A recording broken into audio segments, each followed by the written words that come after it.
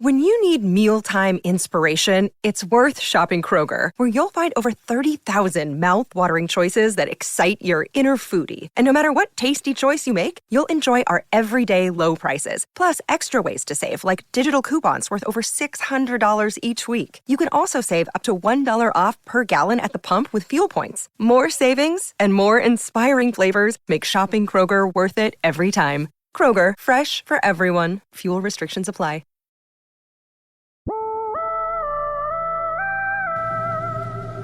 It fooled me, we can't get fooled again. In Dallas, Texas, 3 shots were fired at President Kennedy's motorcade in downtown Dallas. December 7th, 1941, a date which will live in infamy. You don't know what you're talking about, do you? Because people have got to know whether or not their president's a crook. Well, I'm not a crook. I've earned everything I've got. If you don't like what we tell you to believe in, we'll kill you.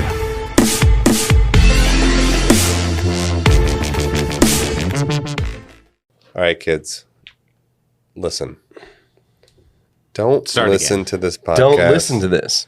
If you're not of age. What's of age? Of age is like, you can make your own decisions in life without parental guidance. 18, so 16? 18. We're not in Atlanta. Georgia is 16. We're not in Atlanta. That's what I said. We're not in Atlanta. This is 18 and up. Look. Atlanta. We're a bunch of dudes, and we're going to say some really bad words. And probably some things that might offend you. But don't listen to this. Can't wait till you listen. Yeah, don't if do you're it. 18 and up. Don't do it. If you're 18 and yeah. up. So for today, ladies and gentlemen, we have for you the Freemasons. I know, this is like the great shrouded mystery of the Freemasons. But I wanted to take it back to the beginning, back so we even know, because I don't even know what the fuck. I don't know what the fuck Freemasons were or what they are. Well, you just hear about a bunch of conspiracies, but you don't really know what the fuck this is. Well, didn't Nick Cage? I'm pretty sure Nick Cage is the original Freemason. I'm gonna steal the Declaration of Independence on Con Air. Like when the bunny. Freemasons gone in 60 seconds. Let's ride. Let's ride. Love it. That was like 7 memes. That was literally all the memes. 7 memes. Yeah, all in one. All right. So, what does Freemason mean? So, Freemason is actually, I guess, the earliest documents that refer to Freemasons are written in Latin. So I'm going to shittily say some Latin words to you. Shittily? Shittily. Wow, okay. That means in the fashion of shit. I'm going to say shittali. It's an adjective. Yeah. So, sculptores lapidam liberam. Oh my God. Magister latimus liberam patrarum. Maestra Mason, the friendship here. Honestly, it sounds like you're doing a Hogwarts spell. I am. 100%. Actually, it was not that bad. No, so those are pretty much, that is all relating to the Freemasons. But pretty much what it means, they all signify a worker in freestone, a grainless sandstone, or limestone suitable for ornamental masonry. Masonry being working with stone or brick. Okay. Like the ancient way of building shit out of fucking bricks. Yeah. So yeah, that's what Freemasons work with do stone. we know what year we're talking about? I mean, these texts, the oldest one is from 1212. Damn. That's from London, and then it goes in like 1391, 1351. So those are the earliest official English documents. Yeah. So needless to say, like back in the day, like being a Mason was a pretty legit job. It was like almost being an architect in today's world.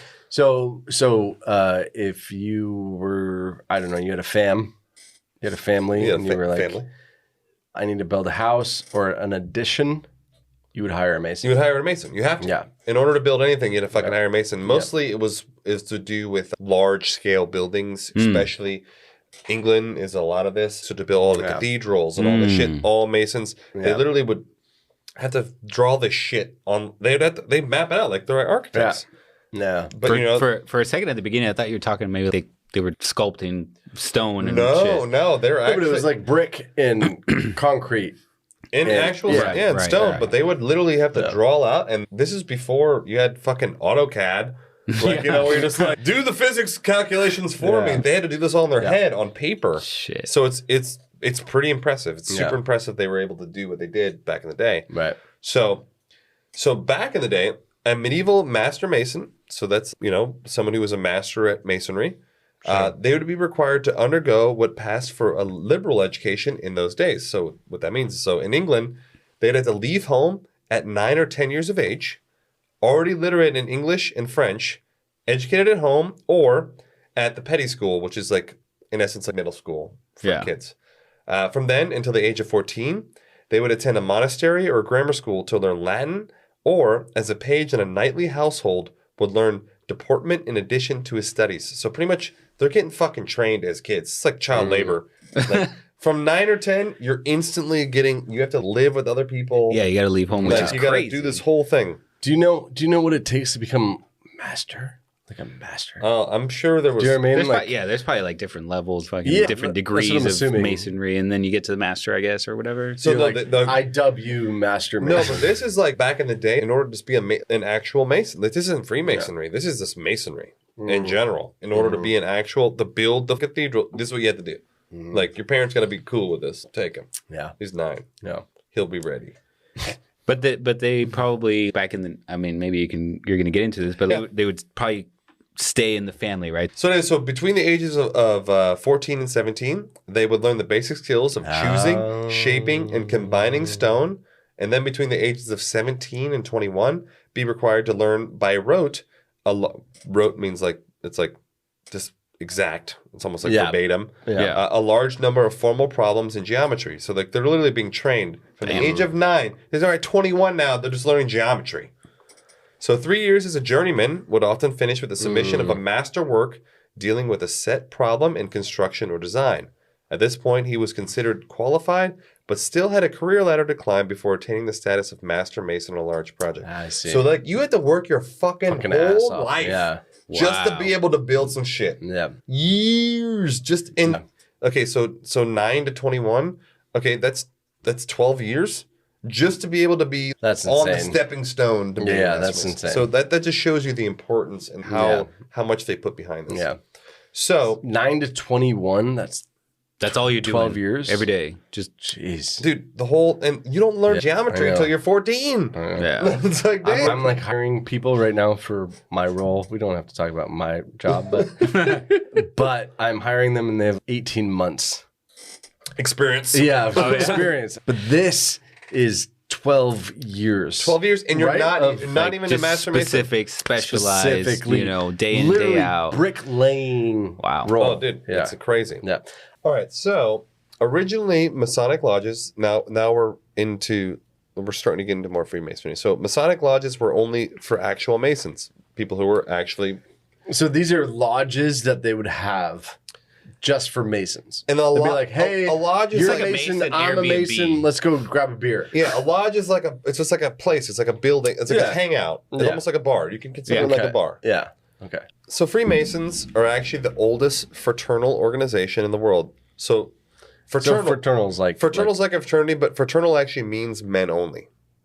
That's actually if you look at the definition of fraternal, it means men only. Yeah. So beginning in the early 1700s, now to date, it's actually the largest worldwide secret society. While some people dispute that it's actually a secret society, it does conceal many of its rituals, customs, and activities from the public. So I think that's why it's commonly known as a secret society, because shit's like on the low. Mm-hmm. Well, if it's secret, it's got conspiracies. Mm-hmm. If it's secret. But here's a big question, and maybe you'll answer it. But can I go join one now? I mean, I think you can. Yeah. But I think in order to join Freemasonry, I may be speaking out of turn here, but I think you actually have to know someone. Oh, it's a sponsor thing. Yeah, like someone has to be like, hey, I vouch for this person to join the group. I think that's like how I was reading up on it. I before we were going to do this, I didn't see anything about that. I think you could just join. But you figure it's like a Series 7. You get a little sponsor. You get a guy. Take a test. Yeah, take a test. But you got to go through not the rituals. What's the word I'm talking about? The initiation. Don't they have that too? I have. We're gonna get to that. All right. Sorry, we're jumping. We're jumping the gun here. Yeah, I'm sorry. Yeah. All right. Right on.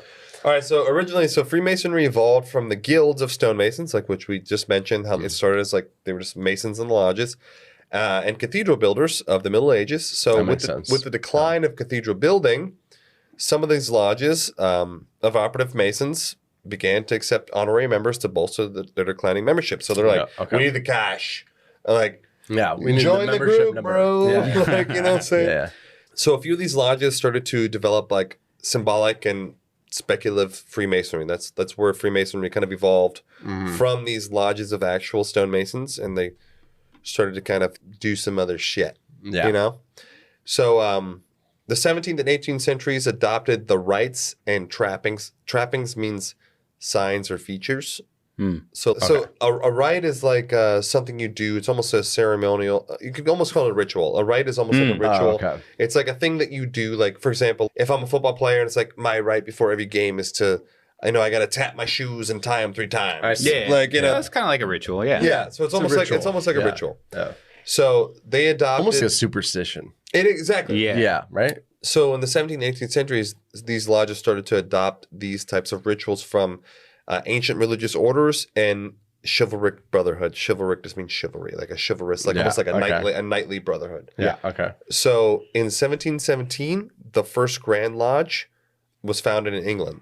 Wow. So a Grand Lodge is like the main. It's like a almost the top. It's like a top. Almost like the ruling body of the similar lodges in the area. Mm-hmm. So it's almost like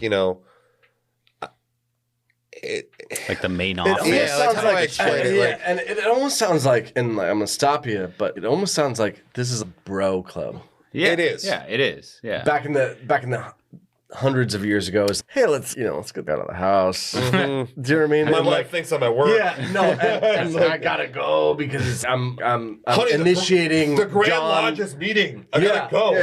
Yeah. Billy needs to be initiated. No, I gotta do it. Oh, Billy. So I gotta head down to the lodge.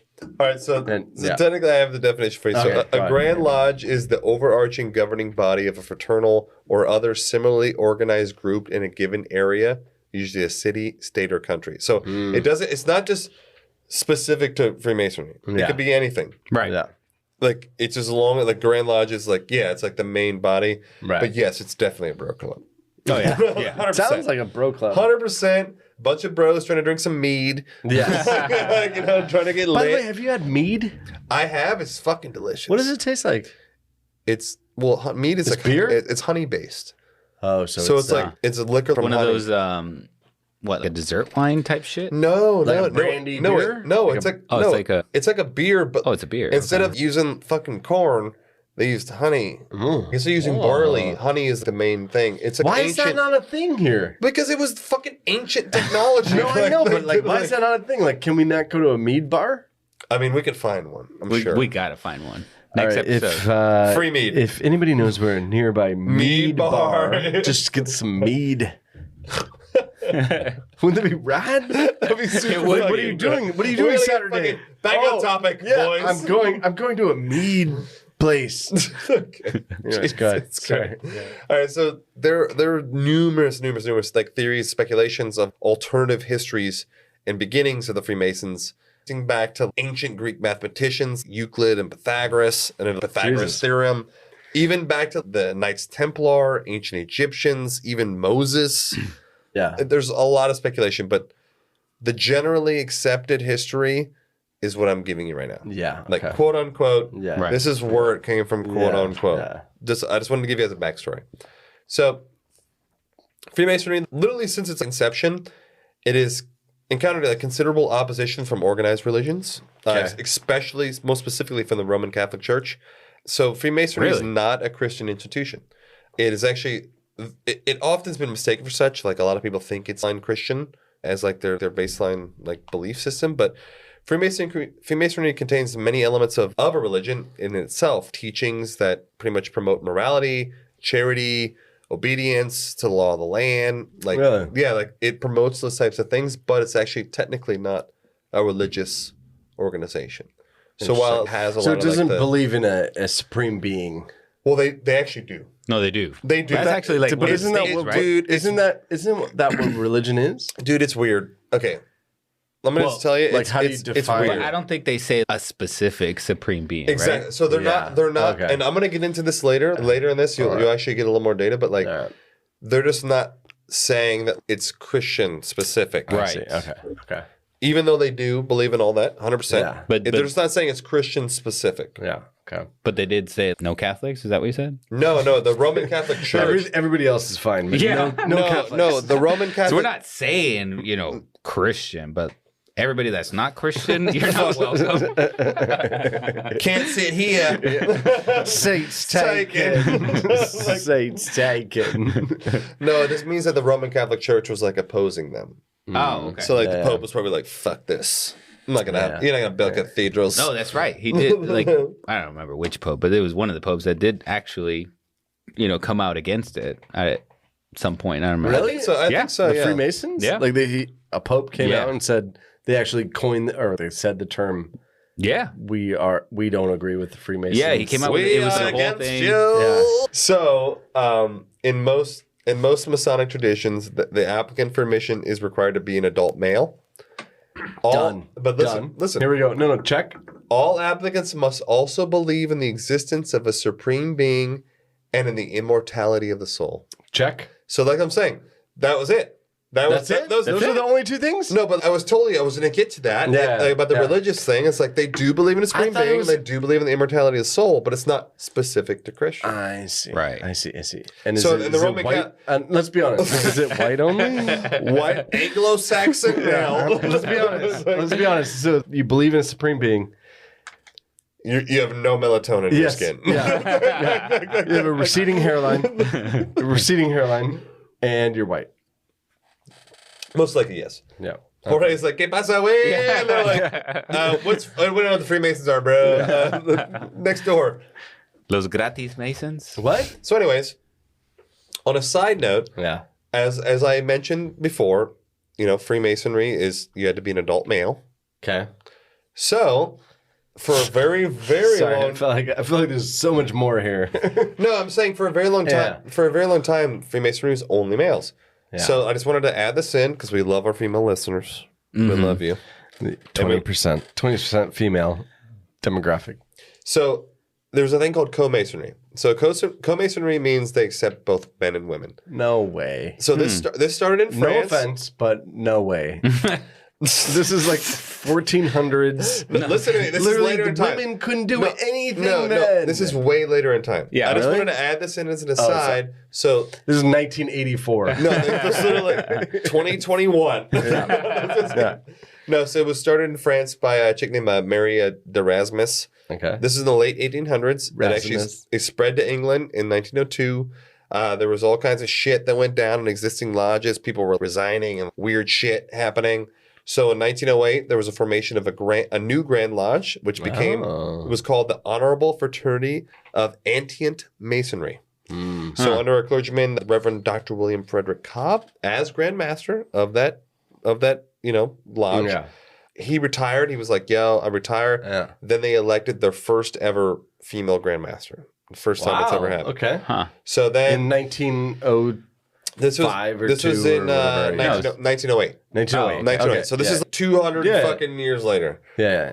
And so then they This is in England still? Did you say that? No, this was in this is in England. Yes, France, So yeah. it began in France, spread to England, and this is where this started happening. Yeah. Okay. So they reverted back to the original legal meaning of brotherhood. The members pretty Sisterhood. much the members addressed each other as brothers since 1908, and then Even the girls?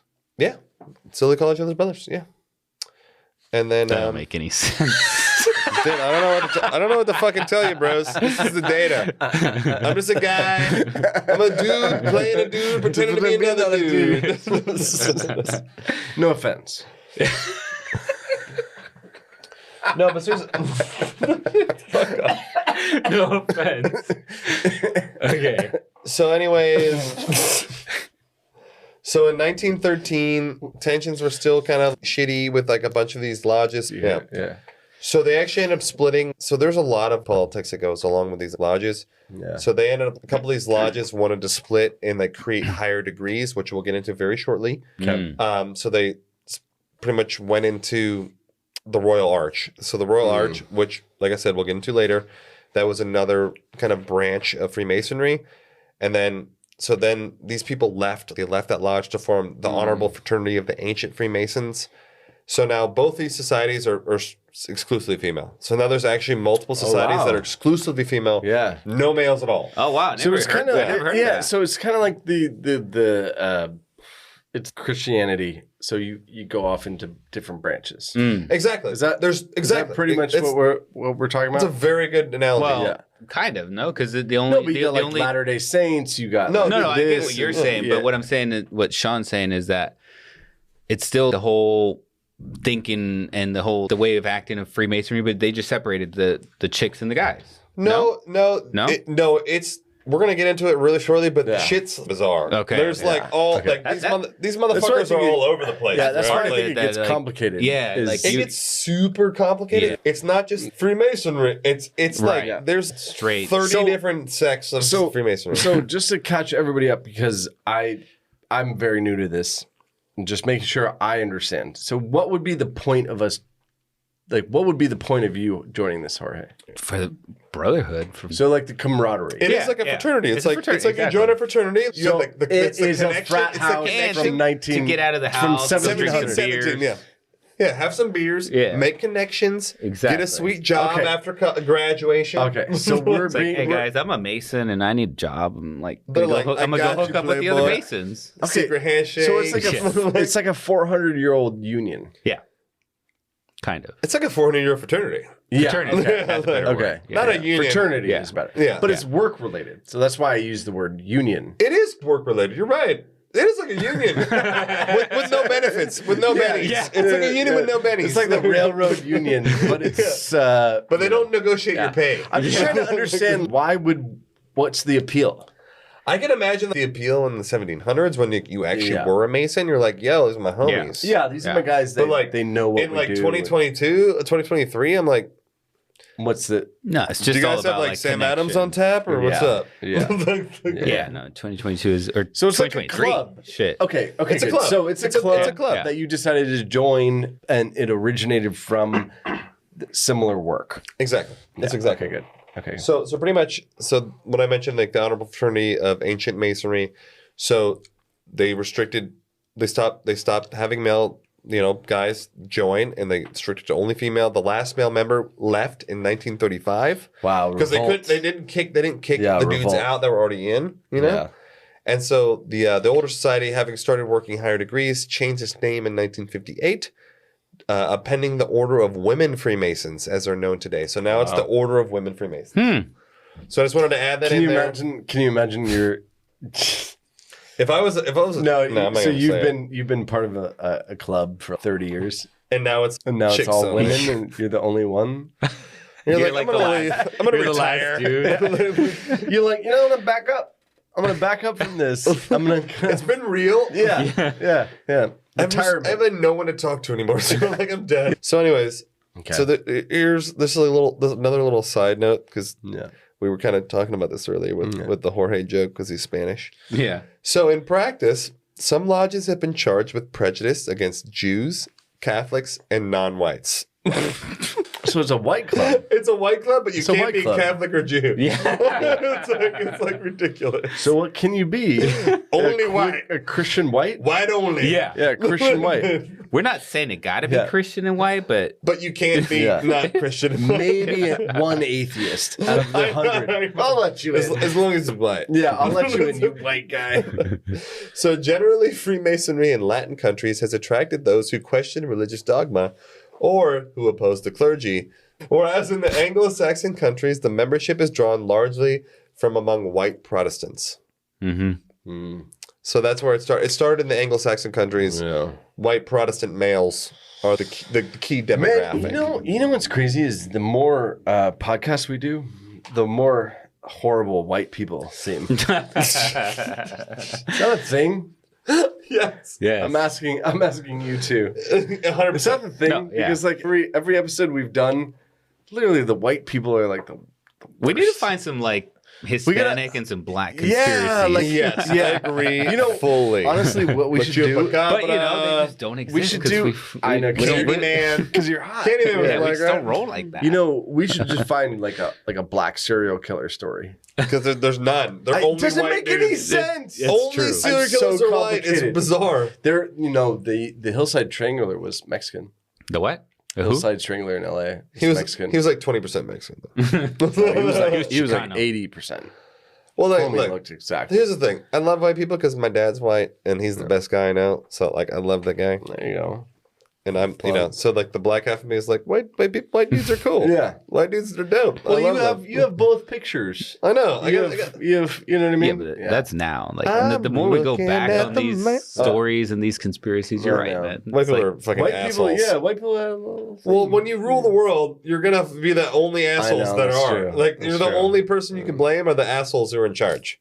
True. So that does make sense. Anyways, I digress. Yeah. So now we're going to get into the various things of like the different degrees and the hierarchy of Freemasonry. Yeah. So here's where things get weird. Okay. It's like it's just different. Yeah. So in most lodges, in most countries, Freemasons are divided into 3 major degrees. Entered Apprentice, which is the first degree, Fellow of the Craft, and then Master Mason. Wait, are we talking about now present time? Or are we still back in the 1905? No, this is from in the past to present. Okay. We're talking about in all time. Yeah. These are the 3 levels. These are the breaks. In most lodges. Most. So, in many lodges, there are numerous degrees, sometimes as many as 1,000 people or members. Degrees. What the fuck? What? I know. I told you this. No way. These degrees are superimposed on those 3 major divisions. So they're like within those 3 major divisions. Yeah, but it's still ridiculous. It's like 300 like, degrees it's every like college credits. It's kind of like that. But junior, but you got 77 credits. And then to get to the senior, maybe. Fine. Yeah, all right. So it's just not uniform from country to country. It's different. From each sect to sect, it's different. So it's like sect. There's like a sect, like a section. Yeah. So pretty much, there's no standardized ranking system across the globe, or maybe that's what they want you to believe.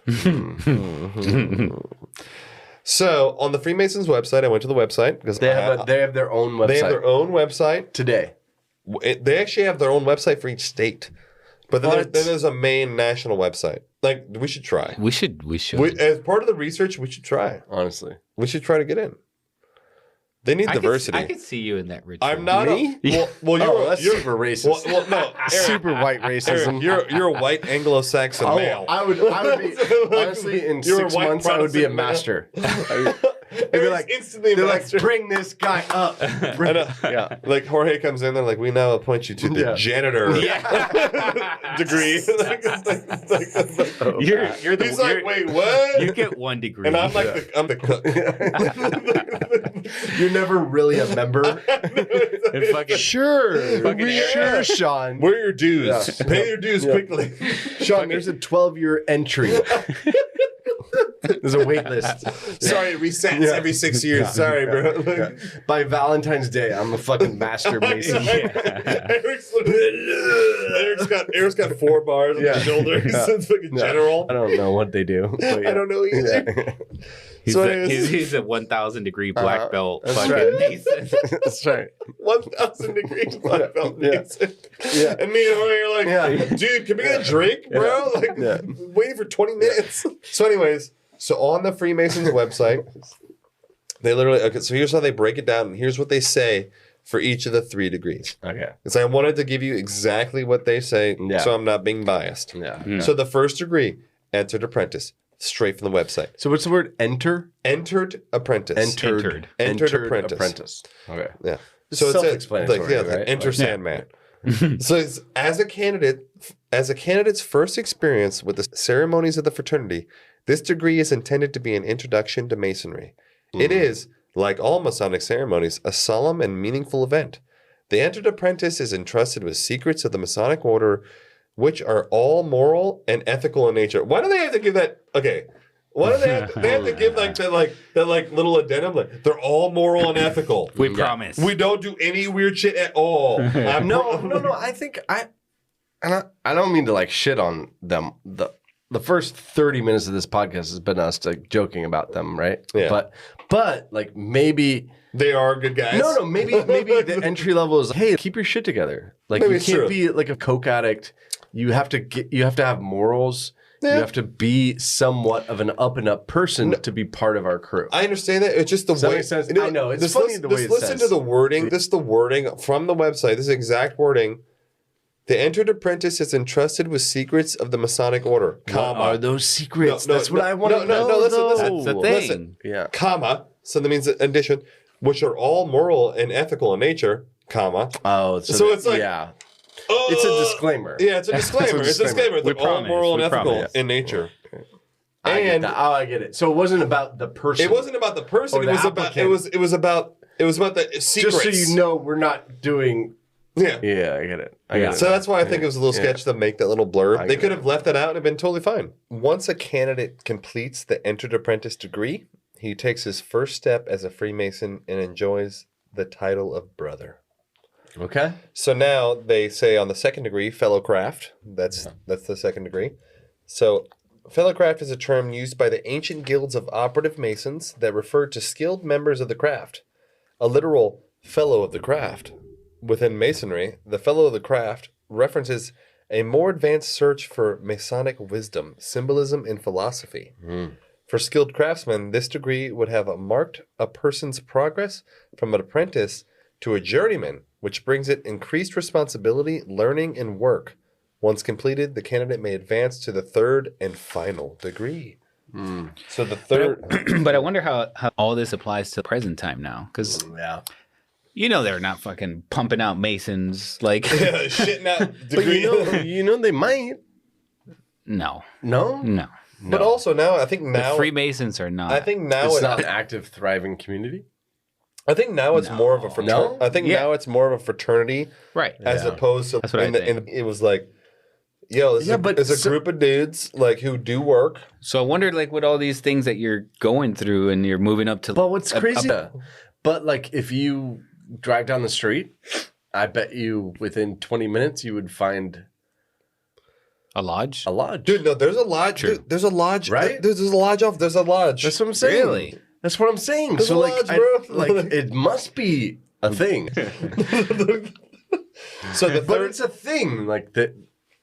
Like the buildings are here. No, they're here. Right? No, they're it's everywhere. Not. That's for sure. This is not an archaic thing. No, it's a global organization. Like, what the fuck? Like, you're talking about all these levels that they still got going on. And you still call them apprenticeship and journeyman and blah, blah, blah. And like, of what? What are you doing? Like masonry? No. That's what I'm still confused. We're halfway through the episode and I don't get it still. Listen.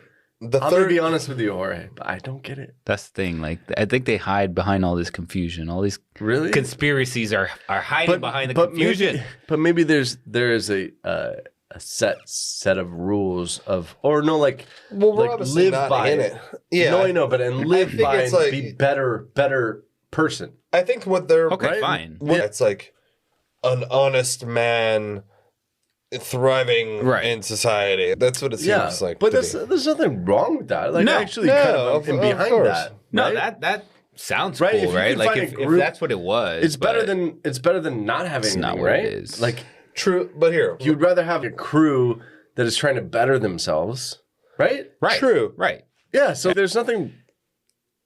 I've yet to find anything wrong with it. Well, this is the thing. And Eric believes whatever the fuck is on their website. Eric's already a master mason. Yeah. Eric is 100% master mason. Like that's cool.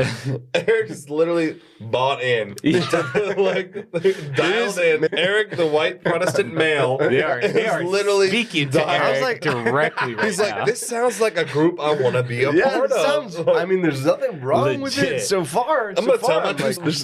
So far, there doesn't sound like to be anything wrong with it. Okay, the third degree, Master Mason, this is what they say on the website. This is the PR from them. Not anything else. The third degree symbolizes man's maturity in life or age and his increase in knowledge and wisdom. The last of the lodge ceremonies, the Master Mason degree, completes the initiation ceremonies into the fraternity, and the new Master Mason may enjoy both the rights and responsibilities of membership, whatever. That sounds awesome. God, Eric. You are the demographic. Yes. A Master Mason has the right to visit lodges throughout the world, sharing in fraternal fellowship. Dude, it's like a gym membership everywhere. It's like anytime I'm like fitness, in Chicago. Anytime. I'm in Chicago and I'm like, hey, I'm going to hit you up. They're like, hey, brother. Yeah. No, but the funny thing is on the website, they make a point to have black dudes on the website. Really? Oh, for sure. 100%. Yeah. They're like, they're with the times. They're woke. Yeah. They're not trying to get canceled. No. Oh, so there's No, there is. There's I don't want 100%. to say it, but like, Dude, there's on the website.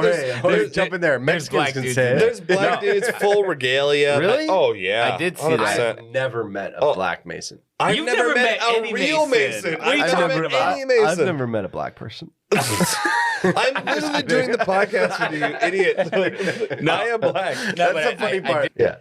I did see that when I was researching for this episode of there's a YouTube video or something, but there was a black guy and they had a Hispanic guy, Like and an they had Asian and then dude, they had like 10 white guys. They're all standing behind him. They're like, you're doing good, Jamar. Just keep going. Jamar. It sounds like an episode for that one. What was it? What are those guys? Peel and Keenan and Peele. Keenan and Peele. Yeah, Yeah, so kids good. Key and Billy. yeah, so that good. one. So is this like And Ryan. And Ryan. no? It's Aaron. Aaron. How did you fuck that up? I'm sorry. You know. Anyways, so they can visit lodges throughout the world, sharing a fraternal fellowship with like-minded men who now share a common bond. One of the largest groups of Freemasonry is called the Scottish Rite. Oh yeah. So the Scottish Rite is Heard of that? No. he just said it sounds good. Sounds yeah. It sounds great. Yeah. I'm interested. Yeah. Dude, Eric is so sold. He's hook, line, and sold on sinker this for this shit. No, I'm literally waiting for this to end so I can sign up. I will literally call Eric tomorrow and he'll be at the fucking lodge's door. So the Scottish Rite, so compared to the 3 degrees in standard Freemasonry, the Scottish Rite, an offshoot of Freemasonry, has 33 degrees. Now, most people have heard about this 33 degrees of Freemasonry. Yeah. You know, if you listen to conspiracies and stuff, like you've heard about 33 degrees of Freemasonry. We are the conspiracy podcast, but we don't know anything. I have heard of it numerous times. Okay. So 30 of these degrees are appendant degrees, or like added degrees, in that they are not higher in ranking, but lateral. So they're lateral rankings. They're not means like, oh, it's something. You're not like, in the I'm a next colonel and you're a captain and I'm above you. Right. Type Yeah. thing. Okay. So this means that a member with a 21st degree in the Scottish Rite is the same ranking as someone of the 3rd degree in Masonry. Okay. So it means that you're all kind of the same. So granted, what they're saying is the 3rd degree of Masonry is a Master Mason. So even if you're a 21st degree, you're still a Master Mason. So you could think of these additional degrees as honorary, given to those Masons who have maintained consistent, significant participation with the order. These degrees are given based on merit and ability, although Master Masons cannot progress through these degrees without time and examination. To attain the 32nd degree, for example, a Freemason must have been a Master Mason for at least 14 years. Fucking 14 years. That's a long time. Wow. And have been elected Master of the Lodge and have satisfactorily served the Supreme Council. All right, so there are more than an estimated 160,000 members specifically of the Scottish Rite in the world. That's just the Scottish Rite. Now, only In the world of the Scottish Rite. Yeah. So it says with just about 4,000 of them holding the 33rd degree. So we're saying 4,000 people of the Scottish Rite have like the highest possible degree. So they went full. Yeah, they went full for it. Yeah, full. Yeah, they won't put it in. Now they're lifers. Yeah. Or at least like a month. But no, you got to be in there for 14 years. A minimum of 14. A minimum of 4 just to get the 32nd degree. You have to be in at least 14 years. Wow. Minimum. And but what do you have to do for those 13 years? You have to quote unquote satisfactorily do I just have to serve the Supreme Council? Do you have to just send dues? The what? No. No, you have to like what do you have to do for those 13 years? You just got to satisfy like send in a card and I'm like, here's my due. All it says you have to have been elected by the master of the lodge. Oh, so you need a sponsor. The master of the lodge has to be like, yo, but you also you have to have satisfactorily served the Supreme Council. So it's a whatever that. thing. Yeah, it's a political thing. It's like you're doing favors. Yeah. You're like you get pulled over. Yeah. So the first, but anyways, the first 3 degrees are the same. Are the same. Like they're the same. Okay. So up to Master Mason is all the same, but everything else gets like split. Yeah. So now we get into the weird fucking. So these are the 30. These are the 33 degrees. I'm gonna name them. You out. read all 33. I'm gonna read all 33 for you. Oh Jesus. So it starts off. I'm gonna go real fast, like machine gun status. Yeah. All right. So now I'm just gonna read to you. So it starts off as the first. I'm only reading it just so you can hear like all the things. Yeah. Okay. So the first level is called the Lodge of Perfection. And so here's how it begins. Master Traveler. But wait, real quick. Okay. This is not like confidential of their thing, right? This is known data. Like, is this on their website? This isn't from the website, but these. But I mean, it's not like they wouldn't be offended by this is what they're called. This is the names of the shit. Yeah, like, I should be wondering like by naming them this way. Not like it wasn't like secret handshake. We're about to. I didn't know if you hacked the system. No, how the fuck would I do that? No, you joined. You joined, didn't you? I'm not a white Protestant male.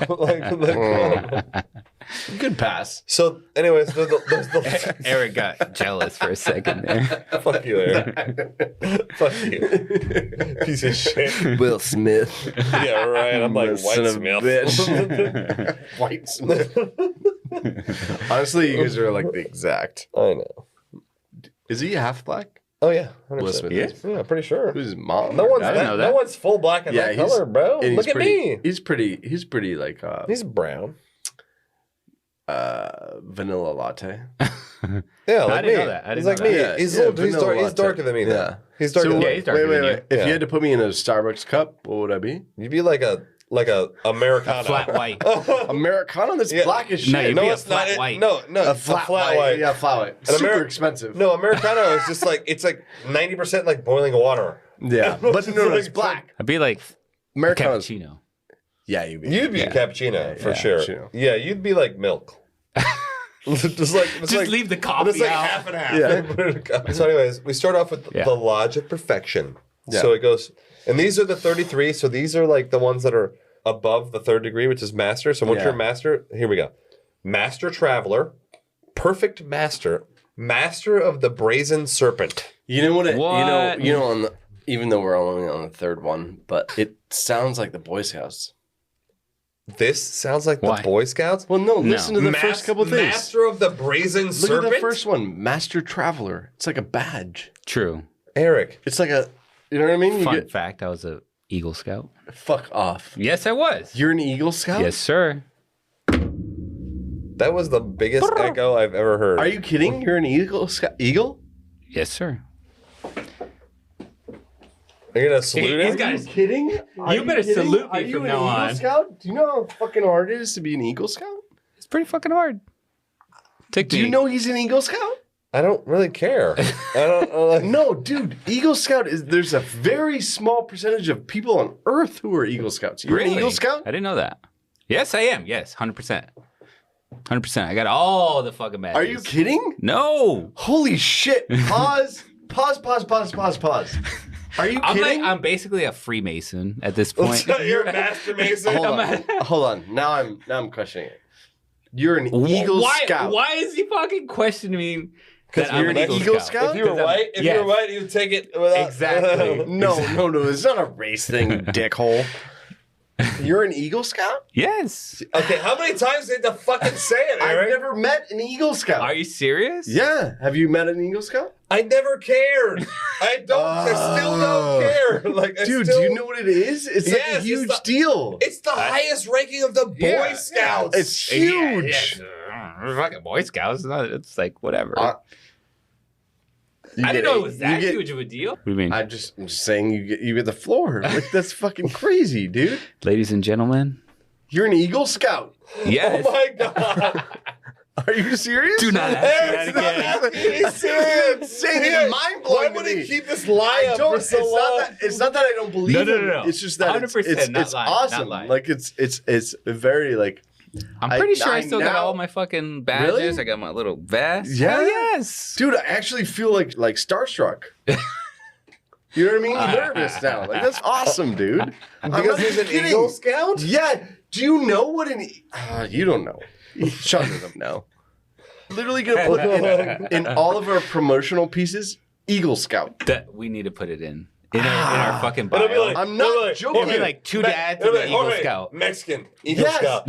No, I'm literally gonna put instead of three dudes with a high school diploma, Two dudes it's and gonna one be Eagle two Scout. dudes and an Eagle Scout.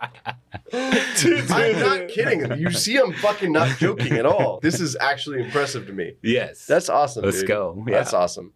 That's great. That's fucking awesome. I mean, kudos to you, brother. Honestly, that's insane. Yeah. Why is it so difficult to be an Eagle Scout?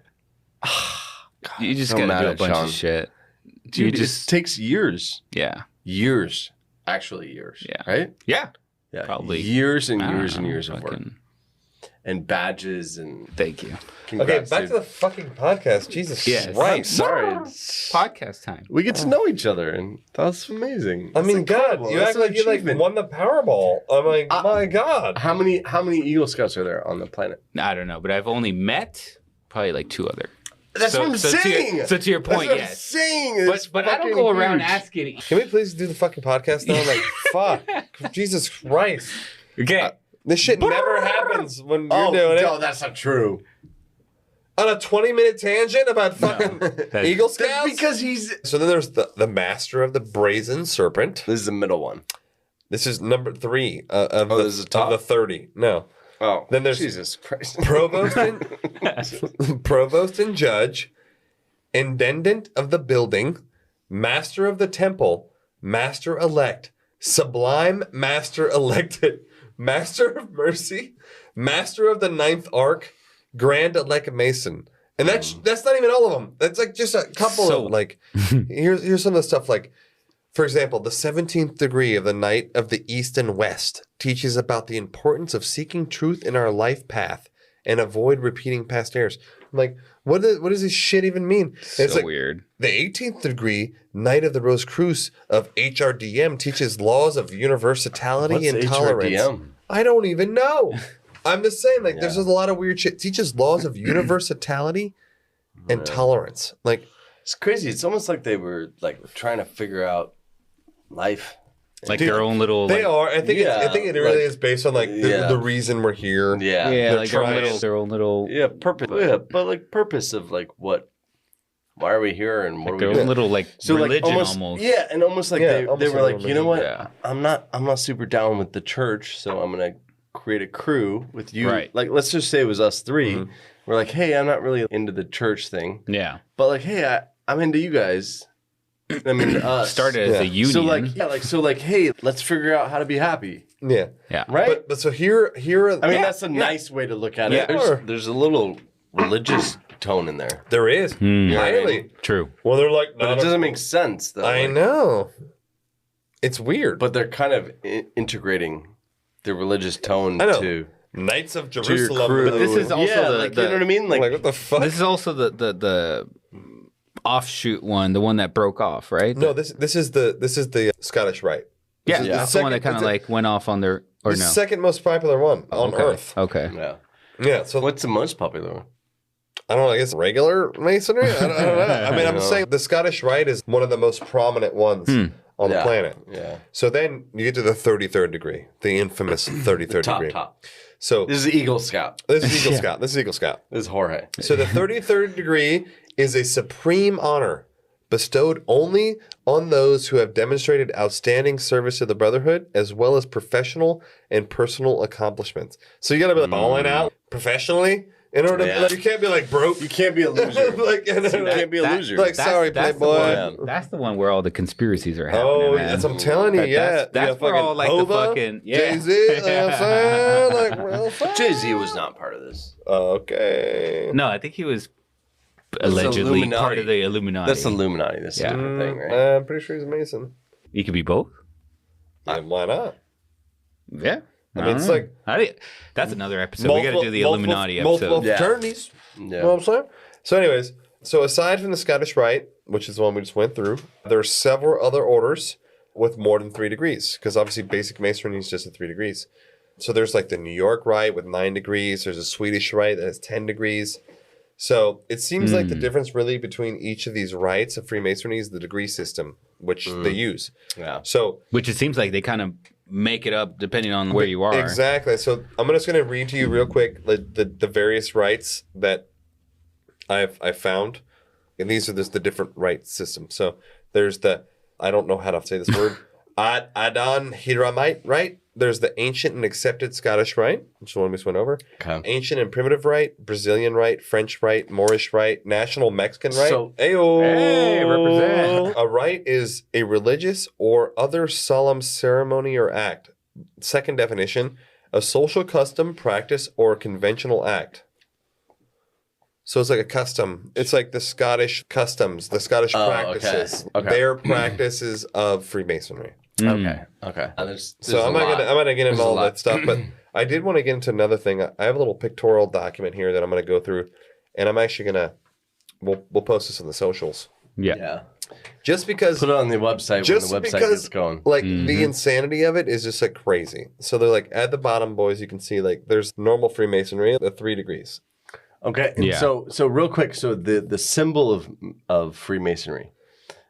The square and compass. Both the square and the compasses are architects' tools and are used in Masonic rituals as emblems to teach symbolic lessons. So there's all these different orders, and like just so you know, like I said, we'll post this. Is that this is just in England and Wales?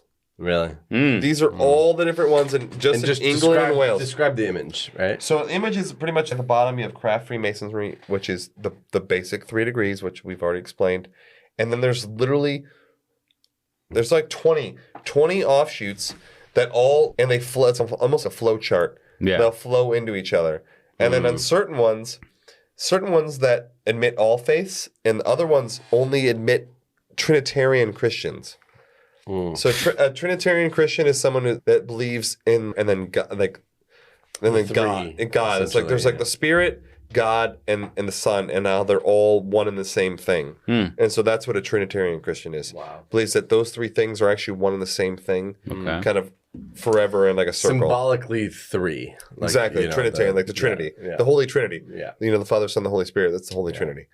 So some only allow Trinitarian Christians, but it's crazy how it goes. And there's Order of the Secret Monitor, Order of Mark Master Masons, Order of the Holy Royal Arch. It's so out of control. There's so many. It's like it's so convoluted. It'd be easier if we all believe the same thing. Right. But it's there's 70 different belief systems. It's really hard to keep track. And which is why I think it's so weird. Because there's like so many things.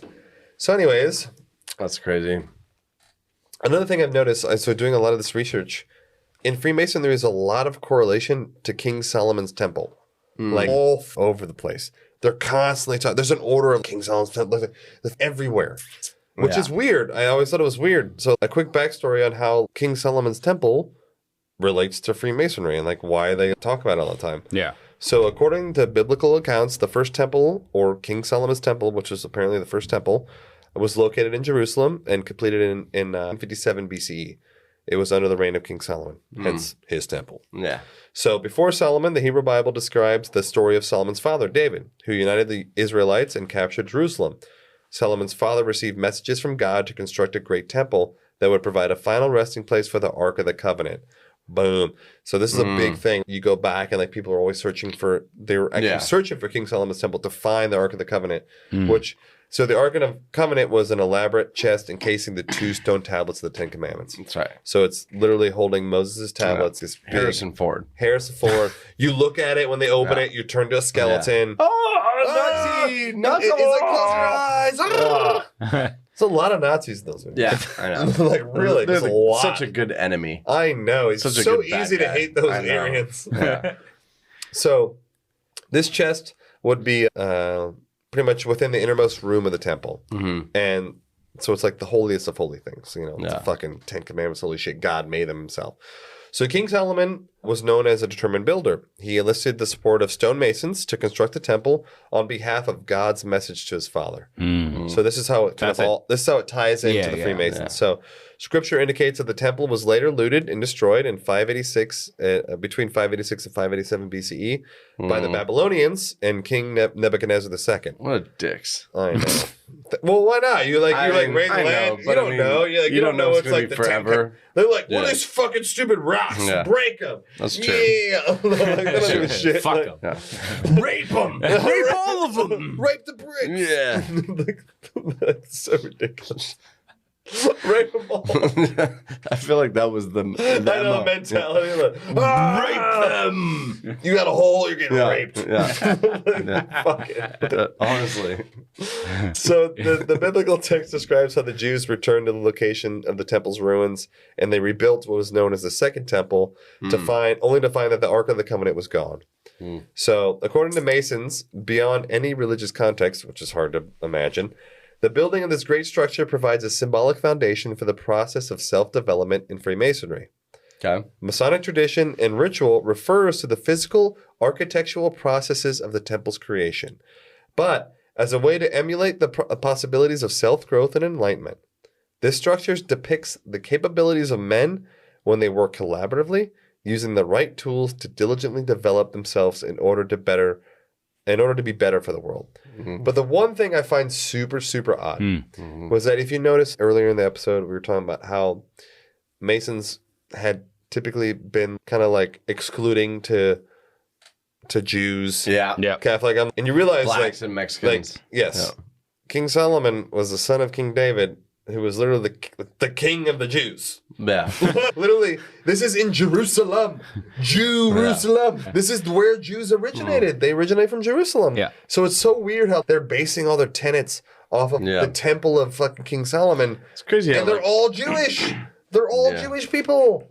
So in this, when you were looking at this, so who are there like famous people who are kind of... That I wanted to get into on the next episode. Okay. I just wanted to give you guys as best of an overview, basic, so you just understood the basic principles. Where it came from and what it is. Yeah. So here's what I got from it, because I started listening and not knowing anything. Yeah. Actually, not knowing anything. But what I got from it, it's a club like a brotherhood club to achieve better understanding of life. It seems like that, but it's also like, doesn't it? But it also seems it's a little interesting. You only get rewarded if you're prospering in life. Yeah, because you can't advance unless you're killing the game. Yeah, which I think is a little weird. Well, that's kind of cool. I think I know because it's okay. You're trying to better each other. You're trying to better yourself. But it's almost, this club emulates life. It's like you only get accepted if you're crushing it. Like, even if you're the best guy in the world. No, you get accepted. You're saying you don't advance. I'm saying you can't advance. You can't. Doesn't matter how good you are. Doesn't matter what you're doing for the community. If you're not prospering at a certain level, they won't let you go up. Yeah, but because there's a big point, or I don't know what the word is, but like there's a section to it or whatever, that they're also very charitable, right? So if you're not prosperous, you're not killing the game, you're not helping the charitable aspect of them too. See, but I personally believe that's fucking bullshit. But isn't it the same in anything? No, I know. I personally... Isn't it the same in anywhere? Any group that you join. It doesn't mean you're a loser, but it's let's be honest, right? If you're...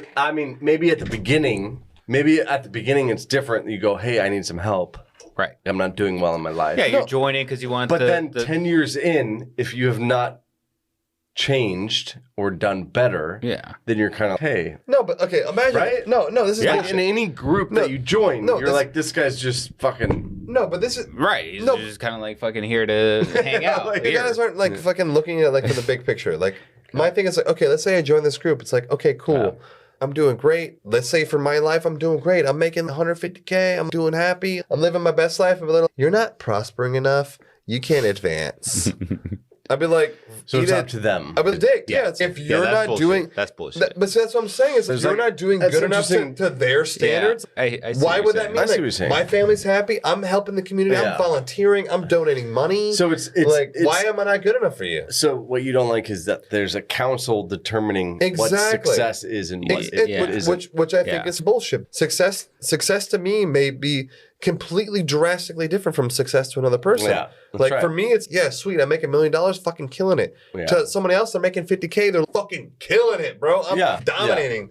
Yeah, but It's bullshit, not even necessarily money related, but it's hey, I have like a family. I have a family. My family's happy. I can provide for my kids. My kids are going to good schools. Yeah. Like I'm in a soccer team. I'm like happy. in general, I'm stoked. In general, that success is what you're saying. That might be. Yeah. That might But be. also, that's what I don't like, that someone else is deciding deciding that you can success. advance or not based on what they believe is what is success. Because the council has to approve your progress. You're talking about to move up to these different levels that they got going on. To move up to the degrees. And is that the same for like every branch, whether you're talking about the Scottish or the English or the American, which we didn't even get into. Every branch you have to, from the higher ups, have to approve you moving up through the ranks. Okay. That's what it sounds like. Okay. Which is what I don't like. It sounds like almost like you're in a dojo.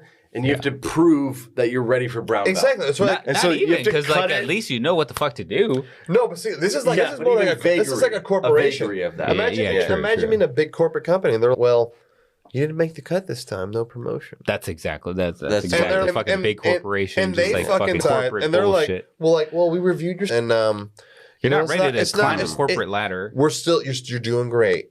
But you're still an apprentice. Right. So you're not that successful. You're not gonna, we've decided, the Supreme Council has looked it over.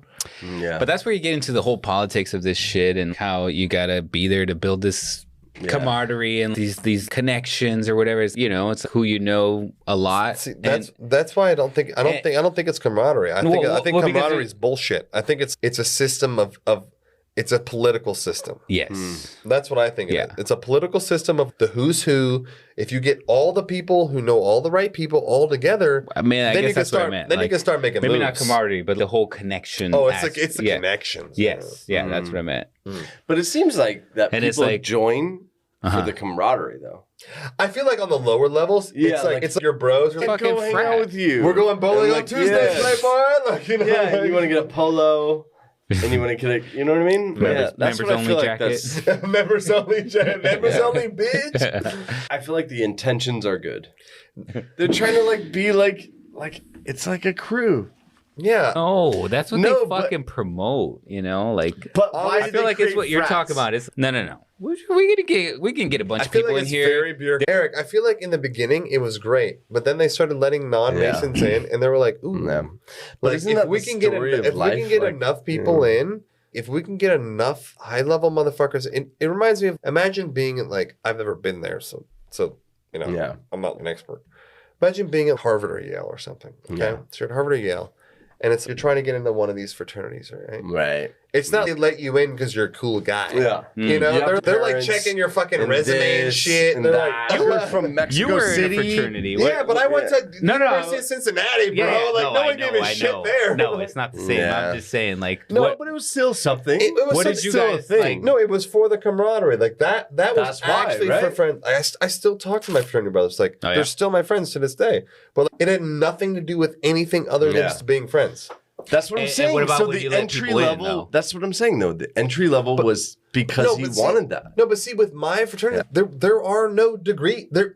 Nothing. There's nothing. There's nothing to move up you're to. in or you're out. You're in, and then you just party, and then you leave, and then that's all it is. That's it. There's nothing else. It's more like a lifelong. Yeah, it's like you tail, and then you still text your friends. You're like, hey, buddy, you doing good? I do believe that there was good intentions at the beginning. No, I think in the beginning for sure. You know what I mean? In 1717, they had great intentions. Just saying, I'm just saying, on the outside after this. On the outside, it sounds like they're trying to just make people better. But Eric, which I totally agree with you. You know what I mean? I 100% agree with you. But let me just roll this back. Yeah. Name me one organization in the history of mankind that was outwardly promoting to make you worse. The Crips. I got it. So and it's the like a Bloods. trickery. No, I'm saying I know what you mean. I know what you mean. Why would they say we're They're here not to gonna make you not? You're gonna be worse after being with us. Yeah, they're not going to outwardly. No, I'm saying obviously I get what you're saying. Everyone is going to PR to be better. Yeah, I get what everyone. you're saying. But I'm in full agreement with you. Obviously, anything that promotes being a better person is I will listen how to can you it. shit on it? You know what I mean? That's my my theory, right? But I agree with you. I do believe it's PR. I know what you're saying. I think it's PR. Yeah, I know what you're saying. I actually totally understand what you're saying. Yeah, because it's not like, even the Ku Klux Klan are not like, hey, like we hate black people. Well, they are like that. Yes. No, but they're they like don't promote not in their like promotional items. Oh, they're like, we promote the sanctity of white males. Yes, exactly. The brotherhood I'm and the just saying I fraternity. agree with you. I understand what you're saying. Even they are like even the extreme does not necessarily even the Nazis are like, very inclusive. Yes. Very inclusive. All I'm saying is I do understand. And I do agree with you. So that's what I'm saying. The Masons, what are the actions that they have done that is horrible? We're going to get into that later. Yeah, exactly. So when the KKK... He's looking it up right now. When the KKK does that shit, they're doing it in their uniforms. Like, so the Masons all hidden. It's not that Masons are like wearing like hidden. They're not, it's a secret society, bro. So we're going to do another episode? It's a secret society. Yes. Oh, we're going to do that? Have we gone over any conspiracies, Eric? No, we haven't. Yeah, we haven't. What that's why I was saying, like, we're an hour in, and I'm like, this is fucking dope. Okay. I'm fucking in. Sign me up. Yeah, so, like, you got an email address? Or, please tune in next Tuesday. Oh, you have to. Because we're going to make Eric look like an idiot. So next Tuesday, follow up, because this is fucking insane. I'm pretty sure George Washington was a Freemason. I'm pretty sure you're right. Yes. I'm pretty sure Thomas Jefferson. A lot founding more. father. I think Thomas Jefferson. A lot guy. More. So we're gonna get into. Into all the famous. Well, the famous people we can find connected to Freemasonry. Right. We're gonna get into conspiracy for Freemasonry. Nick Cage. Potential rituals of Freemasonry. We're gonna get all the juicy shit. I just wanted to give you guys a backstory, just so we could lay the land. That makes sense. And then, so tune in next episode. So it's going to be like a two-parter. We're going to do a two-parter. Yeah, we're going to do a two-parter. We're going to get into the juice. Maybe three-part, depending on how much shit I could dig up. Yeah. Okay. But, yeah, sounds good. We'll see you guys next time. It's been awesome. Cheers, guys. Cheers, everybody. Thanks a bunch. Nighty-night.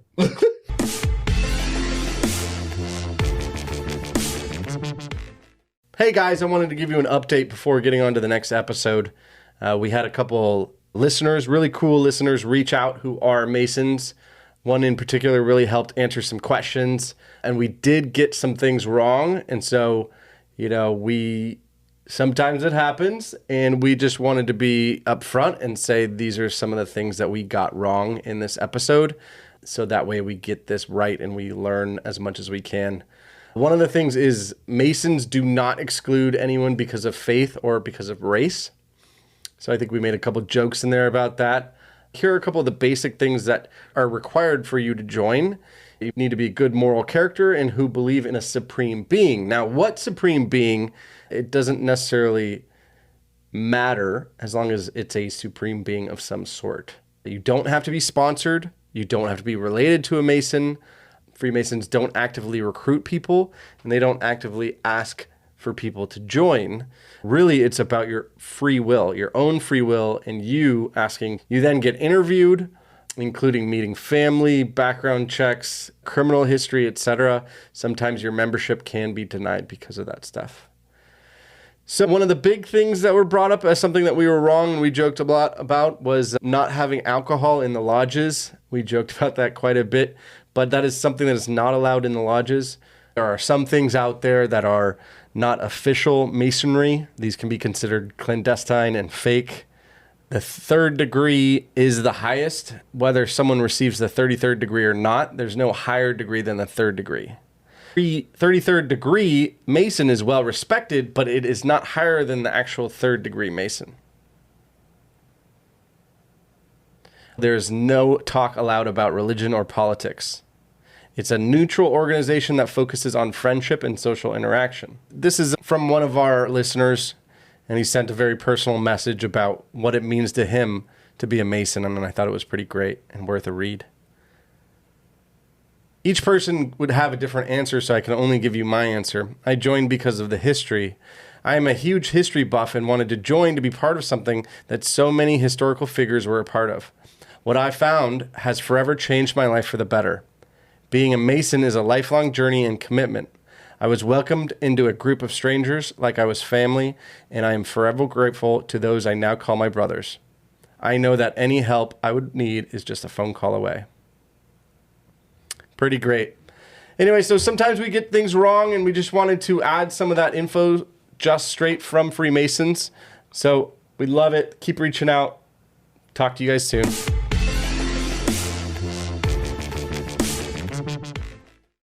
Hello, ladies and gentlemen. This is Sean. This is Jorge. What's up, guys? It's Eric. We are back for part 2 of the Freemasons. Picking up right where we left off. I thought a lot about this, the Freemasons. Eric is the next candidate for Freemasonry. I was he just, wants in. I was just, he does. He's I was ready. like, it's cool. Anyways, we don't have to. We don't have to start off with that. I was but, in fraternity in college, so I'm good. and for those of you guys listening, we did take a little bit of time off in between 1 and 2, so that that's also what you're talking about. Like, you were thinking about it, and you even drove by one of these places. Oh yeah. They're all over the place. Eric's had a lot of windshield time. Yeah, they're all over the place. But anyways, go ahead. Let's start. Let's go ahead and get started. The episode. But keep in mind, if you have not listened to part 1, just don't even do this episode. So just go back. Yeah, just go back. Go back. Do yourself a favor. Part 1. So I wanted to start this one off with this. It's a very large but still short list of people. So over the years, there's been a large number of famous Freemasons. Everyone's kind of speculated, ooh, the Freemasons. So true. I think it's also fueled kind of the conspiracy vibe. They're like, well, all these awesome people, Freemasons, and I'm not. It's conspiracy. It's true. It's true. So, real quick, do you know, I don't know if you know, but do you know how many people are part of this? I know, I don't know the exact number. I know as of, I think, 2008 in the UK, there was, I think, around 300,000. Wow. Damn. Okay. In the UK. In the UK. Yeah. I would think it's bigger over here, though. No? Well, there's more people. Right. So, I mean, I think... there's more people in general. Yeah, that makes sense. Yeah, so it's like, we have like roughly still, it started 370 over million there. people. Yeah, it did start over there. Yeah. It seems like the estimates is that it's 5+ million people on the planet. I think so too. And the UK, that includes Scotland, and that includes the provinces of the United Kingdom. Yeah. But anyways, this list includes presidents, civil rights activists, artists, athletes, musicians. I mean, you name it, they're on there. And I just wanted to say this is not all of them. This is not all 5 This is million. not everyone. It's a small fraction, so just bear with me. I'm gonna go through this list. It may seem long, but in the grand scheme, it's short. So just listen. So we're gonna start off with George Washington, Crazy. Ben Franklin, Theodore Roosevelt, Franklin D. Roosevelt, both the mother Roosevelts, Gerald Ford, Harry Truman. These are all presidents, by the way. I just named 6 presidents. Crazy. Who are Freemasons. I mean, that's a crazy. If only them were Freemasons, that's like a conspiracy in itself. Dude, that's a 10% of the presidents. If GW is a Mason, it might be worth looking into. Not George Bush, but George Washington. Yeah, GW. Yeah, he's the original. Do you know what I mean? Like, it might be like, hey, I'm gonna check it out. What's the IQ requirement? Yes. I wonder what he got to. Oh, he's probably the czar of the Masons. Right? He's probably like King Dick of the Masons. That's crazy. So then we move on to like obviously more influential people: Henry Ford, Walter Chrysler, Charles Hilton, Colonel Harlan Sanders. That's right, the KFC man himself. Really? Wow. Dave Thomas, the Wendy's founder. No way. I know. No wonder like half of fast food. I know. It's literally half. Yeah. Where's Mr. Taco Bell and Jose Bell? No, sorry. You got to do those jokes. I can't do those jokes. I can do the white jokes. Don't worry, we're gonna cancel you real quick. Canceled. Can you get canceled if you've never been? If you're not there yet, guys, help us get there. Leave us a couple reviews. It's like, if a tree falls in the wood and you don't hear it. Like, if a guy gets canceled and not famous, does anyone care? I'm going to send out a press release. I was canceled. They're like, who the fuck is this guy? It's got 1 view. It's you. Anyways, we got crazy. Winston Churchill. From the UK lads. We got J. Edgar Hoover, former director of the FBI. Wow. And then we start getting... Wasn't sorry to stop you, but wasn't Hoover the top? Hoover made it Hoover made it to the 33rd degree of the Scottish Rite, which is the highest level you can get. So did G Dubs. Yeah. And I think Ben Franklin as well. Really? Yeah. So that's Eagle Scout. It is Eagle Scout. I actually saw there's about... You know I was going to bring it up. I think every year in the Scottish Rite, I think there's anywhere from 1 to 200 people who move up to that. Oh, okay. That's the stat I saw. They could be wrong. So like maybe 1 to 2 a year. No, 1 to 200 a year. Yeah, 1 to 200 a year will make it to the top. We'll make it to the tip top. It's exactly like Eagle Scouts. I was researching this because I don't know if our audience knows, but Jorge is an Eagle Scout. Eric is in love with Jorge now. He just recently learned this after fucking being friends for years. Yeah, it's incredible. But it's a similar thing where not everybody makes it, obviously. No. So, you know what I mean? So this is similar where a couple hundred every year will make it. True. Let it rip. I'm just curious, like, what's the secretiveness? It's there is no secret. If you talk to somebody... No, it's a secret. It is. So if we had a Mason on, I'd be like, hey, what's up with the Masons? And they'd be like, I can't talk about it. No, he would probably give you some blasé answer, but in terms of the rituals that they do, exactly. That's what's secret. That's what's behind doors. Weeks, there was no data. There's no information about any of the rituals that they do, any of the shit, and they're all like, it's actually, kudos to them. That's a pretty dope group of homies that they're not going to spill the beans. Like, what, 500 or thousands of years, or what was it? Like, when did they get started? That's hundreds of years for sure. I mean, technically in the late 1700s, but then there's they go back to the Knights Templar, quote unquote. So it could be a lot later. You know, who knows? Could be like ancient alien times. Yeah, maybe different planets. Was Jesus? Hundreds of years of Freemasons. Jesus was a carpenter, not a mason. Yeah, you gotta be a Mason. That's how they started. I don't know. Don't know the answer. Jesus. Don't know. Oh no, seriously, it's like we're definitely getting canceled. It's contradictory to because Freemasons were started by stonemasons. Yeah, that's true. That was the whole. That's why they're called Freemasons. They're like screw carpentry. Jerks. Eric is trying to get us canceled. It's like the Navy. It's like the Navy Army. I know. You goddamn woods. You wooders. You wood boys. Go join the wood masons. Yeah. The wood masons. Yeah. I don't mean to make fun of anybody. I'm not trying to do that. What I'm just pointing out is that there are so many different people on that list from totally different walks of life. Oh no, wait! It gets weird. Keep going. It gets way more diverse. Do you know what I mean? Like, there's a big difference between FDR and J. Edgar Hoover. In my opinion, there's a big difference. It gets way more diverse than you could ever imagine. Yeah. So here, Mustafa Kemal Ataturk. This guy was the founder of the Republic of Turkey. Okay. Freemason. Wolfgang Mozart. Freemason. Yeah. Bach. William Bassey, who's one of the late great Sebastian Bach, is that how you say it? Yes, Sebastian. And then William Bassey's a great jazz guy back in the day. So there's artists, there's politicians, there's statesmen, there's I'm just gonna keep going. Keep going. Yeah. So Simon, do I see Mark Twain on there? Yes, you do. Love Mark Twain. Mark Twain, Oscar Wilde, Voltaire. Dan Brown, which is weird because he wrote the Da Vinci Code, and he's talking shit about the Masons, but he's like, one. No wonder where you got all the inside scoop. I love how Voltaire is right next to Dan Brown. Such a funny enlist. I know. That's crazy though. Simon Bolivar, which Jorge obviously knows. So you got one Hispanic, 99% white guys. And the guy single-handedly freed South America from the Spanish rule. It's crazy. A majority of our history it seems like left out South America. Yeah. A lot of it, right? We're just there's Alamo. Yeah, that's as far as south we go. That's as far as south as San Antonio. Machu Picchu is crazy.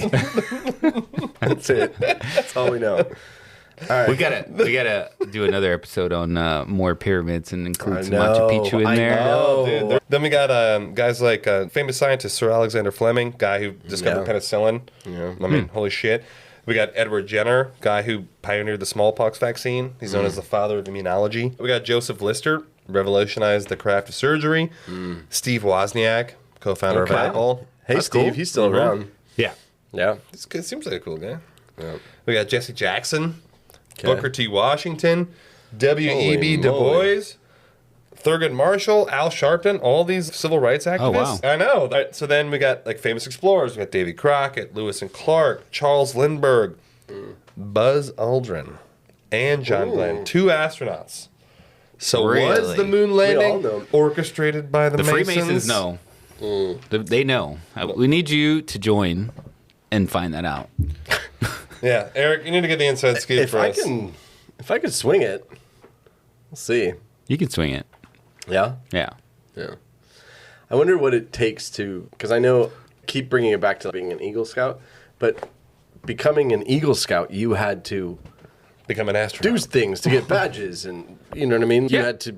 You had to fish to get your fishing badge. I'm basically a Freemason. I mean, Eagle Scout. No, I honestly, I genuinely wonder what those things are that you need to do to move up in the levels. I want to know too. Trust me, I'm super curious. Then we got Phil Collins, Brad. What? Yeah. Yes. I can feel it. I can feel that. I can feel that one. We got Brad Paisley, Billy Ray Cyrus, Nat King Cole. Like, that one threw me for a loop. I was like, wow. What? That motherfucker was a Freemason? Like, Nat King Cole, huh? Damn. Yeah.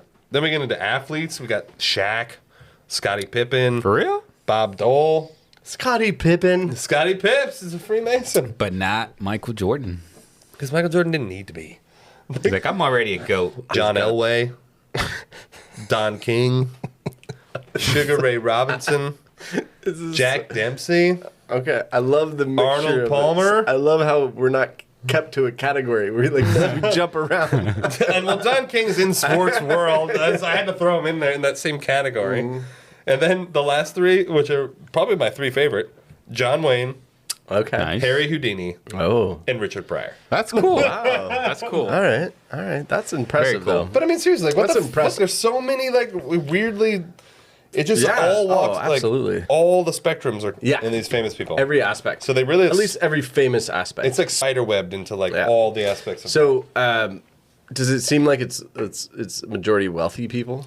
Well, no. This is okay. This list is specifically of famous people. Okay.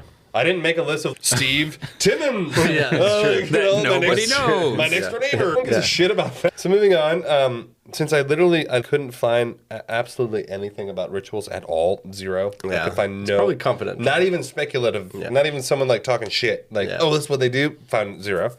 So I decided we're going to go over, there's 14/15 main symbols that are kind of coincide with Freemasonry that are known in Freemasonry. So I just wanted to kind of go through those so everyone can obviously get a good feel of that. The biggest one is the square and compass, which is the actual symbol. Right. Square being a perfect 90-degree angle, which you use in masonry. You also use in carpentry, anything in building. And the compass, which is, if you remember in your old math class with the spike and the pencil, and you can make a perfect circle. So there's that. They're sit over each other. It's all with roots of masonry work. Yeah. So the square and compass, it depicts a builder square joined by a compass. Yeah. The meaning behind it is quite literal, with the square representing morality, in that Freemasons need to square their actions by the square of virtue with all mankind. Oh. Yeah, so that's what they believe. That's nice. So the compass then measures the ability to wisely conduct actions within certain boundaries. In other words, together with the square and compass, remind Freemasons to explore their desires and passions without stepping outside the realms of moral behavior. I mean, so when you read this shit, they're like, seem kind of like stand-up guys. I mean, and that's like that's their main logo. Is it a logo? That is the symbol. What do they call it? Remember the logo. There's a symbol of the Freemasons. Symbol. Okay, fine. It is. That's definitely the main one, the most known one. Yeah, because that's what you see on the lodges. Right, that's what you see. That's what you see on the Denver airport, by the way. Exactly, Lucifer. You guys got to check out that Denver airport episode. It's pretty funny. Yeah. We have one. We have an episode on that. Check it out. Yeah, connecting flight. Can they just open until midnight, like the restaurants? It's so upsetting. Yeah, so upsetting. So in that, there's also the G. So the G, actual letter G, in and of itself is a separate symbol, but a lot of times incorporated in the middle of the square and compass. So the G at its center remains subject to dispute. Some experts believe that the G is a symbol that represents geometry. And these are when I say experts, it's MIT who thinks that this is the thing. So obviously geometry is very critical to the Freemasons. You know, they're really into that kind of thing. But others believe that the G represents God, the grand architect of the universe. Others like me. Okay. The Freemasons consider God the grand architect of the universe. That's what he's called. So others believes that it represents the word gnosis, meaning knowledge of spiritual mysteries, which is a big component of Masonry. Others still devise that the letter G is in ancient Hebrew had a numerical value of 3, which is highly referenced throughout history when talking about God. It is? Mm-hmm. Apparently so. I'm not a biblical scholar, so I don't really know. No, well, I mean, same, but I don't know. It's the first time I hear it. That's cool. Well, that's cool, though. Well, you think of like 3, the Holy Trinity. Oh, okay. You know, that kind of, that's true. God, things the happen Son, in 3s. Holy Spirit, like, And The Sopranos. Exactly. The Sopranos, things God. in 3s. I think The Sopranos is a metaphor What is for it, God. Uncle. What's his uncle? What's his uncle's name? He's got the shaved head. I know. He was terrified of things happening in 3s. Oh, he was. And so that's what he made him thought he was going to die of. Like, a fucking heart. He's like, oh, that's coming for me. Yeah. Dude, I remember that. I know. I love that guy. Things happen in 3s. So anyways, so that's that one. So the next one that everyone knows about is the all-seeing eye. Dun, dun, dun. I thought that was Illuminati. I mean, I know. See, Okay. That's confusing. Hey, we're learning some new shit here. This is why it all mixes together. all right, so I have a... Right. I have This is the part. This is the part where us normal folk don't quite... You know what I mean? So the all-seeing eye is also known as the Masonic Eye of Providence. So it's up there as one of the most recognized Freemason symbols, especially since you can see it on the dollar bill. It's been around since 1797 when it was first introduced in a publication that's called the Freemasons Monitor. That was like their own little thing. So in this use, the eye representing the all-seeing eye of God serves as a reminder that humanity's thoughts and deeds are always observed by God, who is referred to in Masonry as the great architect of the universe, which we just went over. So popular among conspiracy theorists is the claim that the Eye of Providence shown atop the unfinished pyramid of the Great Seal of the United States indicates the influence of Freemasonry in the founding of the United States. However, common Masonic use of the eye dates to 14 years after the creation of the Great Seal, which I do understand because... I wonder, it would be interesting to look at who created the dollar bill. Oh, we'll get into that. Okay, here we go. All right. Tit for tat. Tit for tat. All right, so furthermore, the only Mason among the members of the various design committees for the Great Seal was Benjamin Franklin, whose ideas for the seal were not adopted. So that's kind of like a misnomer. Some of his ideas were not adopted. Some of them. So I can see them trying to cover their tracks. No, some of them weren't accepted, but some of them were. So in 1782, the Eye of Providence was adopted as part of the symbolism featured on the reverse side of the Great Seal of the United States. It was first proposed as an element of the Great Seal by the first of 3 design committees in 1776. It's thought to be a suggestion by an artistic consultant named Pierre Eugène de Saint-Métier. At the time, it was a conventional symbol for God's benevolent oversight. So in the original proposal to the committee, de Saint-Métier placed the eye over shields so as to symbolize each of the original 13 states of the Union. On the version of the seal that would eventually be approved, the eye is positioned above an unfinished pyramid of 13 steps. Again, symbolizing the original 13 colonies. Yeah. But also incorporating the nation's potential for future growth, meaning it's unfinished, we can build bigger. So this type of symbolism is explained through the model that appears above the eye, annuit coepitus, meaning he approves our undertakings. Okay. So meaning God approves our undertakings. Yeah. So perhaps due to its use in the design of the Great Seal, the eye has made its way into other American seals and logos. Similarly, the symbols featured in the front page of the Constitution of Serbia from 1835. In Nigeria, the eye symbol is part of the Nigerian Customs Service logo. Wow, this is everywhere. It's deep. Fucking everywhere. It's everywhere. And it's not just white guys, and Nigeria. It's not just white guys. It's not just white dudes. Yeah. So it's also found in religion, the eye is. The association of an eye with the concept of divine providence is found in Christianity. In late Renaissance European iconography, the eye surrounded by a triangle was an explicit symbol of the Christian Holy Trinity. I think this is back to the 3s thing. Yeah. Oh, yeah. So 17th century depictions of the eye sometimes show it surrounded by clouds or sunbursts. The eye of God in a triangle is still used in church architecture and Christian art to symbolize the Trinity and God's omnipresence and divine providence. Okay. So yeah, it's everywhere. Yeah. No, I was going to get into the conspiracy of that all. Just how they're always watching. Like that's kind of like what it symbolizes. It's right? a little 1985 George Orwell. Yeah. But isn't it more like God's watching you? Yeah. Or is the Freemasons? No, I know, but I mean, isn't that what it's? That's the point of it. That's though, what they say. Is that hey? That's what they say. No, I and correct me if I'm wrong because I'm not a Mason. Yet. I'd love to. I'd love to explore that further, but no, the idea behind it, I think, is that act like you would if your creator was watching you. Yes, that's what it's supposed to represent. So that's why when I'm doing it, like you get the logic behind it, right? Correct. That's the logic. But the conspiracy is that we're always watched and we're always monitored and controlled and. Yeah. I mean, this is true. That's why if I'm doing like that's unsavory... what this whole show is about. So, so maybe like get with it, question everything. Question everything. Okay.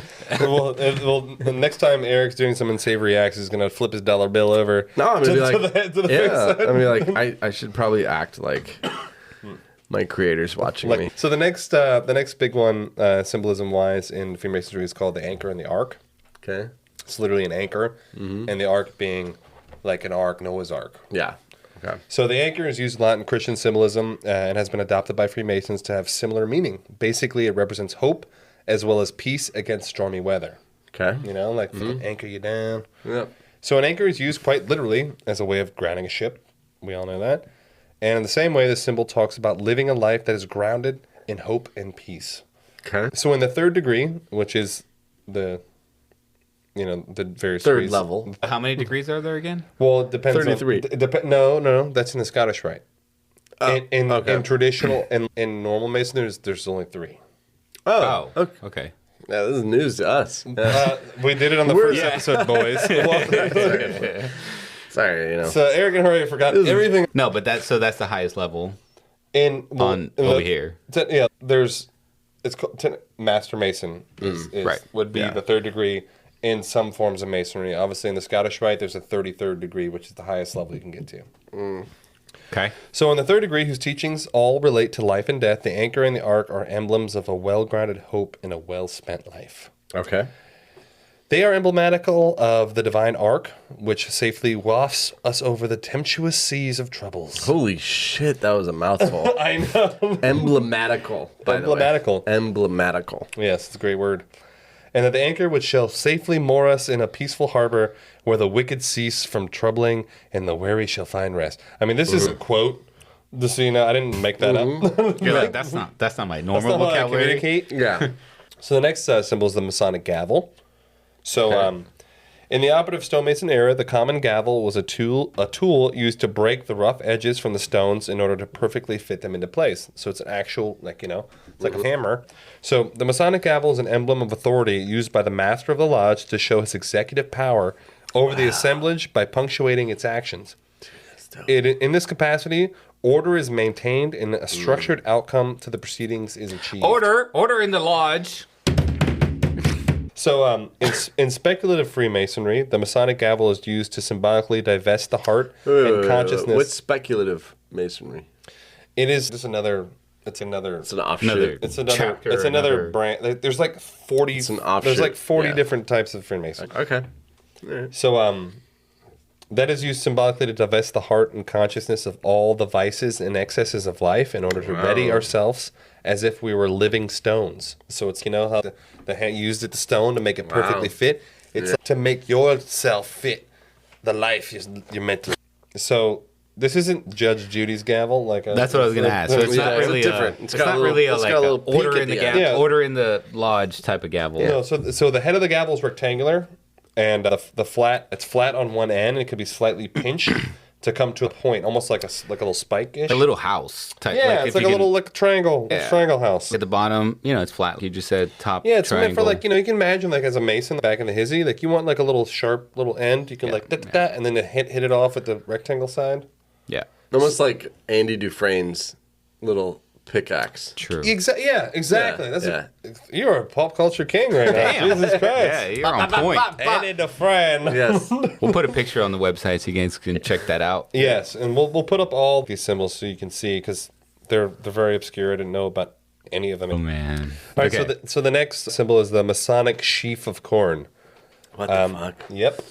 So the Masonic First off, what is a sheaf? Of corn. What's a sheaf? It's like a bundle. It's like imagine like a little bundle. It's with the hairs and the. Yeah, it's like you have a little. It's a little bundle. Can I see? It's like a little bundle thing. Yeah, it's just like a bundle. Okay, it's a sheaf. It's a sheaf. Yeah, Fine. Exactly. That's a sheaf. So the Masonic sheaf of corn in King Solomon's day, they're always going back to King Solomon, represented part of the wages reaped from the master mason's labor. So the sheaf of corn represented the coin of the realm to our ancient brethren, the people of Israel. That's what they said. Okay. While we were paid in dollars and cents today, corn, wine, and oil were the wages of the fruits of their labor. So kind of represents exchange for services rendered. Yeah. Makes sense. Yeah. You're like, hey, well done today. Here's a sheaf. Here's a sheaf. How many sheaves for today's services? So today it is used as a symbol of that time long ago, mostly during the dedication, constitution, and consecration of a new lodge, and in the laying the cornerstones, because obviously they're masons, so like they put a big deal on like laying the cornerstone of like the building. The first one. Yeah. So at those times, the Masonic sheaf of corn represented the fruits of our labors, our sacrifices, and all we have done to deserve them. It also represents charitable giving to the less fortunate. So the next is the acacia tree. The acacia tree is an incredibly hardy, durable tree, and as such has been used to depict immortality throughout ancient history. Both the Hebrews and the Egyptians believed that because of its hardness, durability, and evergreen nature, that this tree was a symbol of both innocence and immortality. The Hebrew people used to mark their graves with a sprig of acacia for this very reason. Aligning with the Masonry belief in the afterlife, the acacia tree represents their enduring immortal souls. So, the Ark of the Covenant, we've all seen Indiana Jones, you know, when they're like, open it, don't look into the Ark! So as we discussed in the first part of the Masons, a lot of significance has been tied to King Solomon's temple. Right. I think it's because that was the first major thing ever commissioned. Supposedly, the Ark of the Covenant was stored at King Solomon's temple before it was raided and stolen from there. So the Ark of the Covenant can be found in the Bible as God's promise to David. Freemasons draw significance and symbolism from it as today it represents God's continued forgiveness of their transgressions. That's what they believe. The Ark supposedly contained a golden pot filled with manna.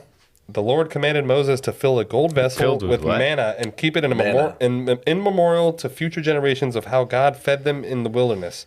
The golden pot of manna signifies eternal life. So it's manna with two ends. Manna with two ends. That changed things. It makes it real easy. I was about to do an explanation.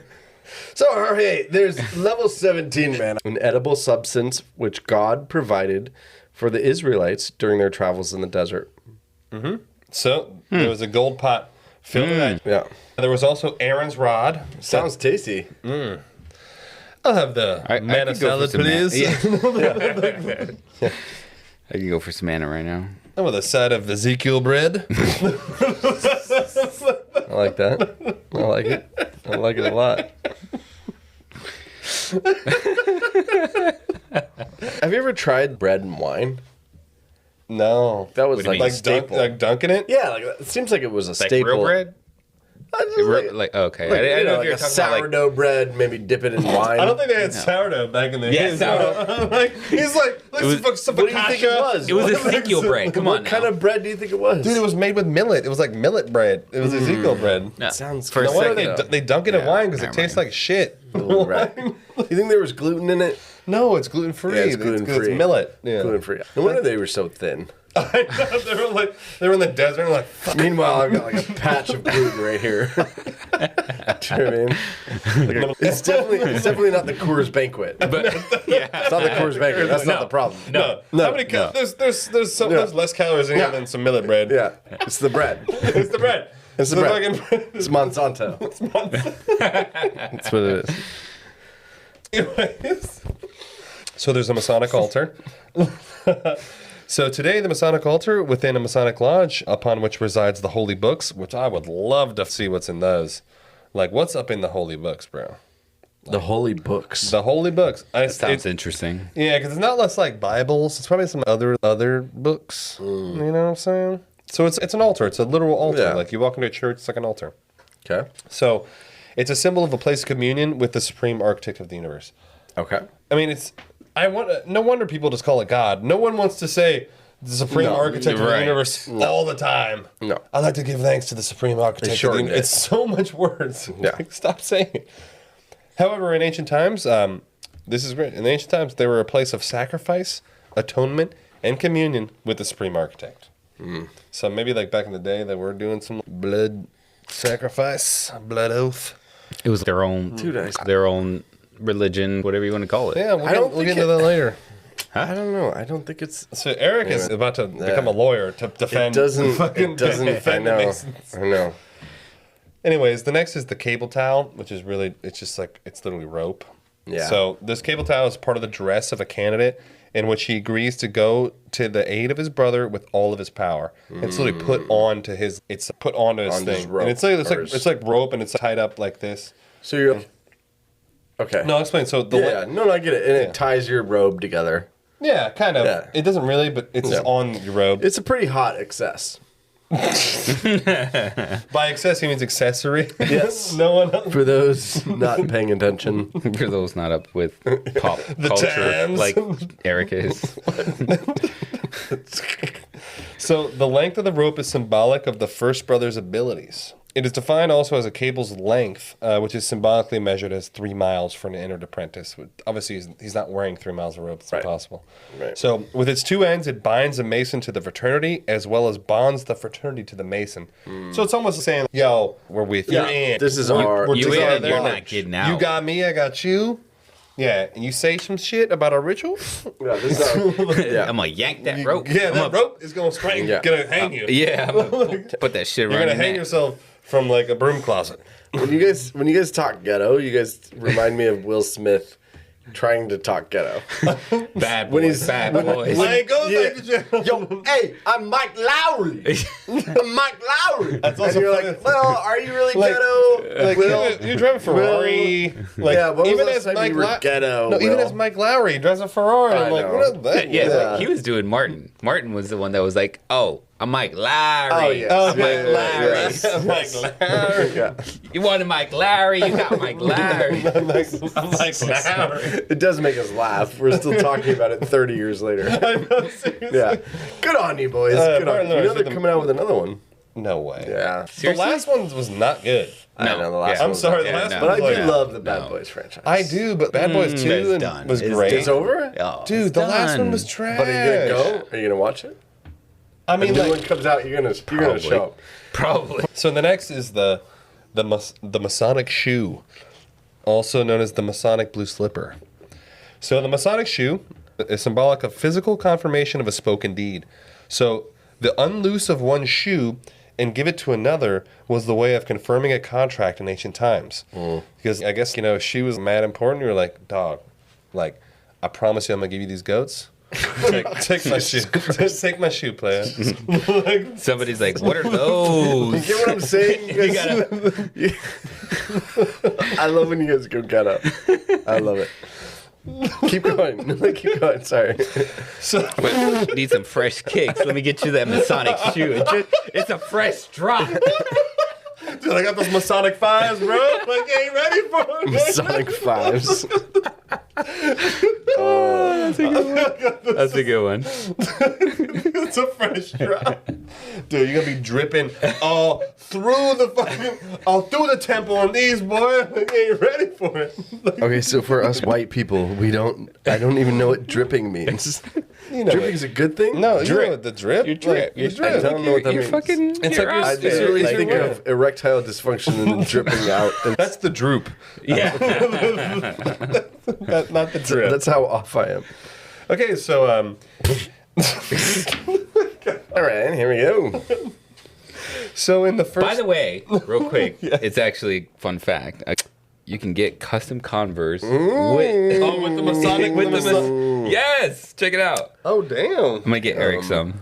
You should. You could do like print on demand, fucking Converse with the symbol. And on the other side, put question everything. Right there. Yeah. Eric walks in for his first meeting. So in the first degree, the shoe denotes a promise. In the third degree, the symbolism is altogether different. So the third degree, removal of both shoes when on sacred ground. And then it's called it's discalciation. It's a ceremony. So it's a ceremony of the removal of both shoes as a token of respect when we are on or about to approach holy ground. So it's almost like, you walk in the Buddhist temple or something, like kick your shoes off. It's just like showing respect. It's a respect type thing. You know the crazy thing about this podcast adventure that we're on, this podcast adventure is how deep do you want to go in every story that we take up? Eric wants to go deep and join the Freemasons. Eric's he's like, in 6 years, I'm going to come back. Yeah, so we're redo the update. So we've got a couple upcoming that I've been working on that are O.J. Simpson and also Robert Kennedy. So it's kind of how deep do you want to go? And the same is with the Masons that we're talking about. Like how... I mean, do we do a couple hours? Do we go investigative journalism? Yes. Or do we go? You know what I mean? It's just an interesting. I found it going. Maybe I'm done. You know what I mean? Like JFK. When we did JFK was a lot. You just kept opening it up more. But I realized at the end I don't want to do it anymore.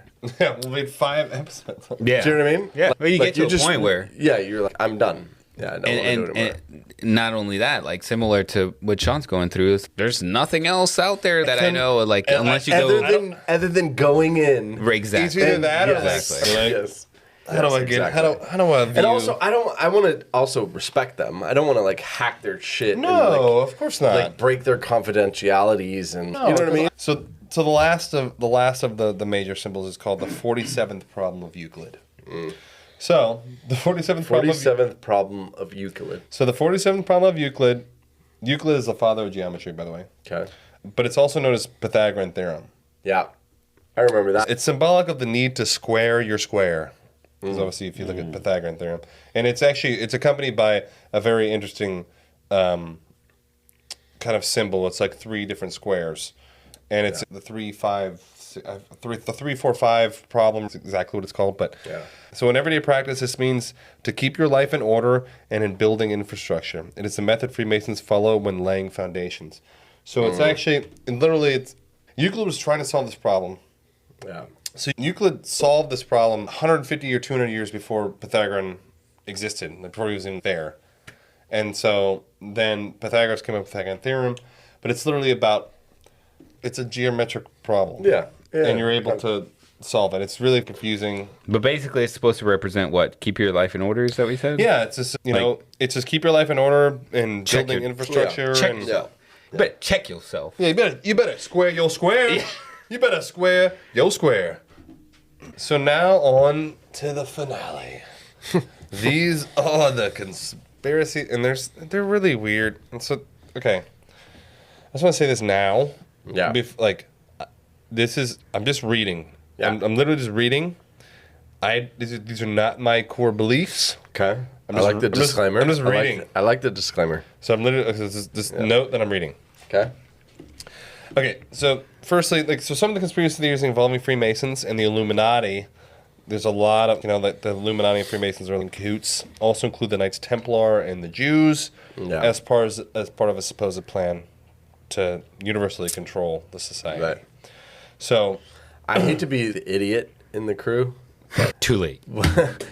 You're already there. So what's the difference between the Masons and the Illuminati? So that doesn't make you an idiot. I also confusing, right? You were confused, right, when you started researching this. I think a lot of people are. They're in essence they're supposedly separate entities. Mm-hmm. So the Freemasons being more of a fraternity, although they are still classified as a secret society. The Illuminati being almost like a cabal. Okay.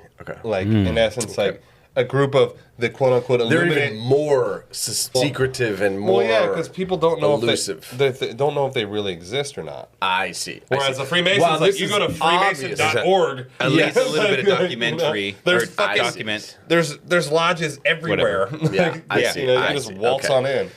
Yeah, like we could go down the street tomorrow and there's sign up. There's literally 3 lodges that I know of within 3 square miles. All right, so here's the first one, and like I said, this is not my beliefs. I'm not Kanye, so just let that be known. Yeah. So the first one is that Freemasonry. I can't. It's hard to even read. I'm reading this. This is not how I believe. So that Freemasonry is a Jewish front for world domination, or is at least controlled by the Jews for this goal. Sorry. It's absurd, right? So an example of this is the anti-Semitic literally forgery, the Protocols of the Elders of Zion, which is one of the things we're actually going to do in the podcast. Yeah. So Adolf Hitler, that piece of shit, so he believed that Freemasonry was a tool of the Jewish influence and outlawed... Wow! Yeah, really? He outlawed Freemasonry and persecuted Freemasons for this reason. So here's what I don't understand. Based on everything, we've done now 3 hours of this. 2 hours, whatever. Almost 3 hours. Yeah, almost 3. Almost 3 hours. And what is the negative? See, I think... Like we're about to get into the I'm conspiracies. just saying, like, if you're Hitler and you're like, what's the logical negative of this? They're just trying to be better people. No, I think right? I think if you're Hitler? No, I'm just saying, why would you ban it? Hitler looking at the Freemasons. Yeah, he banned it. Hitler banned it because he had the idea that it was something else. And so I think what comes into the negative is just Jewish people just doing the Jewish stuff. That's what he thought. I think it's and that's why he banned it. The negative comes in because like you don't know. You don't actually know what's going on. You don't know what they're doing. So he more banned it on a secretive society, a group that he couldn't join. Well, I mean, Hitler was very known for just being like a very impulsive kind of guy. He's like, "Oh, you're talking shit, you're dead," or like, easily. He's like, "No, I was just saying that the brisket was delicious," and like, you're dead. Right. So, I mean, obviously Hitler was a fucking psychopath. Yeah, and I know that's an extreme example, but I'm just saying, what's the negative here? It's just dudes trying to be better people, right? I mean, correct me if I'm wrong. I mean, Eric, I get it. No, for sure. Right. No, it's true. No, in a way, it's for true. sure, and that's what's promoted. It's true. Yeah, but I mean, like, and that's what's on the website. But the sure. exactly. Like, I get it. Yeah, but the unknown, the unknown. I would say like six presidents, the director of the FBI. Exactly. I'm just saying, like, to me, it's the eye overlooking everyone. I personally believe that. Yeah. If there's that many politicians, they're doing some sketch shit. Yeah. Like 100%. Because politicians, unfortunately, are the sleaziest people ever. Do you think it's chance that all these people are Freemasons? Chance? I don't know if I would call it chance, but you know what I mean? I don't know if I would call it chance, but it's not really chance, right? So if I don't think it is, and so there's all these powerful people that are in charge of making laws and regulations and overseeing a lot of people, and that's where the conspiracies start. I go back to everything that we've learned so far is that it seems like they're just trying to be better people. For sure. You know what I mean? They're just trying to be, hey, I'm trying to, God's watching me. Let's come to keep an eye on me. Because God's watching me, and so I'm going to be a better person. I'm going to be a better person. Can we get to our conclusions? Yeah, like, Jesus Christ, they need to put you on like the fucking front page of God. You were like willing to die on the cross for these guys. Like, my God. Eric's like, this is bullshit. I cannot believe Hitler would ever believe. Let the man talk. Yeah, all right, go ahead. I totally respect your views, and I agree with a lot of them. But we'll save the conclusions for I just want to read these off. So also, on that same note with Hitler's fucking psychosis, the Covenant of the Palestinian Islamist movement, Hamas, who literally hate the Jewish people. Okay. They've been at war for like fucking 700 years. Yeah. Literally. They claim that that Freemasonry is a secret society founded as part of the Zionist plot to control the world. And then Hilaire Balak thought Jews had inaugurated Freemasonry as a bridge between themselves and their hosts. I really don't know what that means, their hosts, but obviously, like these. You say hoes? Yeah. Hosts. Oh, okay. So obviously, like this one, as you can see, it's like you're taking like multiple factions of people who hate the Jewish community. So like this one's kind of like okay, it's like what Hitler believes. I'm like okay, it sounds like Hamas like believe that the Jews, like okay, sounds like propaganda. Yeah, I mean the first one is just ridiculous. That's why it was really hard to read it because it's kind of insane. So related to that is that Freemasonry is tied to or behind communism. The Spanish dictator Francisco Franco had often associated his opposition with both Freemasonry and communism, and saw the latter as a conspiracy of the former. As he put it, the whole secret of the campaigns unleashed against Spain can be explained in 2 words: Masonry and communism. In 1950, Irish writer Dennis Fahey republished a work by George F. Dillon under the title Grand Orient Freemasonry Unmasked as the secret power behind communism. Modern conspiracy theorists such as Henry Makow have also claimed that Freemasonry intends the triumph of communism. I mean, I'd love to see like what they're basing that off of. Yeah, because I don't. Communism is a crazy subject. It really in is itself. You know. And it doesn't really fit a lot of the other personalities that we've seen, or people that you've named at the beginning. Like GW really wanted communism, huh? Right. I just don't think. He literally is the founding father of a democracy. Right. He started the free capitalism but it's of the planet. You know. But it's also I just like. I can see like maybe where they're going at is if they think that they're looking for total control. Communism's a great way to do it because it's a way to make people believe that they can't be more than they are. Yeah. So from that perspective, I get it, but it's still kind of it really doesn't make sense. Honestly, it's kind of ridiculous. But I see if you think that this group is trying to take over, communism's the way to go because you can really make your population feel like they're shit. Right. So anyways, the next one is Freemasons are behind income taxes in the U.S. Yes! This is the one. This is the one. So one convicted tax protester Fuck Texas. has charged the law enforcement officials who surrounded his property in a standoff over his refusal to surrender after his conviction were part of a Zionist Illuminati Freemason movement. The New Hampshire union leader also reported that the Browns believe the IRS and the federal income tax are part of a deliberate plot perpetrated by Freemasons to control the American people and eventually the world. All right, so the next one is that the BUU, which is the Sigma Pi Phi fraternity, is and has been a cornerstone of Prince Hall Masonry's political influence with Masonic congressmen, such as Louis Stokes, John Conyers, Charles Rangel, August Hawkins, John Lewis, Ralph Metcalf, Kelsey Mufumi, Elijah Cummings, and Jesse Jackson. Wow. So I guess they're saying like they're pretty much pushing their political influence through these avenues. Okay. Yeah, we already talked. I already mentioned that. Like that's what I think. Not necessarily, 100% what you just mentioned, but definitely the politicians are in there, and they're. It's not like nepotism, but it's a similar thing to that, right? Where it's your homies. Exactly. Right. So let's. Yeah, let's hook up maybe. Eric. Yeah, maybe. Yes, he's my homie. He's like, let me see your resume. Looks great. Yeah. Okay, I'm rolling. I'm trying to be comptroller. He's like, I see Eagle Scout on here. This looks good. Yes. I'm trying to be comptroller of, and I'm a Mason. Yeah, he's like, exactly. But then you've got another guy who's not. You don't know him. You haven't broken bread. You do the secret handshakes. Yeah, exactly. Which there are multiple, and you're like, I see. The secret sacrifice. So what you're saying is ceremony. What you're saying is I should have joined this Dude, maybe it would have been 2002 fucking rich by now. Damn. Okay. Missed out. So the next is the Freemasons have strong links with the more selective secret and semi-secret societies. The last of this particular category is that groups such as the Ku Klux Klan and the Orange Order are intimately tied to Freemasonry. Wow.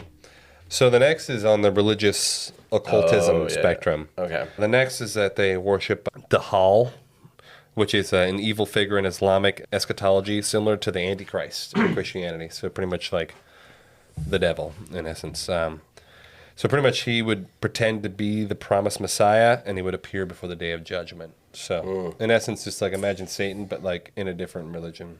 Yeah. So there's that. And then But that kind of goes against everything else that you've been talking about, episode 1, and then this episode, as far as, just as far as like the whole everything connected to the religion, Christ. It does go against what they're saying. Like there's nothing on there as far as the rituals or as far as anything else. Very so true. It's very true. I don't know about that one. I don't know about that one either. Obviously, they follow Judaism a lot with, the King Solomon's temple and all this stuff, Ark of the Covenant, all the Moses, So pretty much it all revolves around, political, cultural, and religious kind of subterfuge and control is what all the conspiracies are really based around. Right. So now I'd love to hear Eric's side here. What do you believe, Eric? And what did you believe at the beginning? Well, at the beginning, no. Honestly, at the beginning, I didn't really understand any of it. Frankly, yeah, I didn't really get it at all. Like, same. I didn't even know what it was. You just kind of like hear about it, and you hear some stuff going around, flying around. Yeah, Nick Cage. Do you know what I mean? Oh, this is a Masonic symbol, like Declaration of Independence. Yes. So I didn't know anything about it. So, but after all this research and this information, I actually like it. I actually really like it. I'm gonna be honest with you guys. In what way? Expand on that. I think the innate purpose of it is good. Do you know what I mean? They're trying to be better people, and they're trying to be, whether or not later in time it got skewed to being, manipulative and politically, inclined, and I don't want. It's not nepotism, but it's like favoritism. Well, favoritism is a good word. Yeah. Nepotism familial. Yeah, but in a fraternity, you're brothers. Therefore, it is nepotism because you're a family. Yes, exactly. Yeah. So obviously, if you have two candidates and you are a Mason, and you have two candidates in front of you, and one of them is a 33rd class Mason in the Scottish Rite, or he's you're gonna take. Yeah, that person's going to be more inclined to so you were a janitor before. Right. So with that being, so that part maybe seems to skew it like to the negative. Mm. But overall, it seems like they're just trying to be better people. So like 80-20, 80 positive, 20 conspiracy. Yes, yeah. For you. Like I mean, each to their own, because there's the list that he said at the beginning covers so much, such a big spectrum. It's like, that it's everything. Just because fucking astronauts. Yeah, just because J. Edgar Hoover, presidents. Just because Hoover was like a dick doesn't mean that Masons they're all dicks. Yeah. Dicks. Yeah. You know what I mean? For sure. Or whatever, So with that being said, I think it's great. I am for any organization that is trying to improve a person. No, totally. And just being like, hey, for sure. Hey, don't fucking do drugs and be a man and be a good person. How can you be against that? I'm 100% for that. But it feels like we don't know the tenets. No, for sure. Right. No, right? Like we don't know. No. We're not indoctrinated into their system. Exactly. Exactly. You can't really fully know until So in my you're opinion, in there. Yeah, so in my opinion, if you're a Mason and you're listening, I dig it.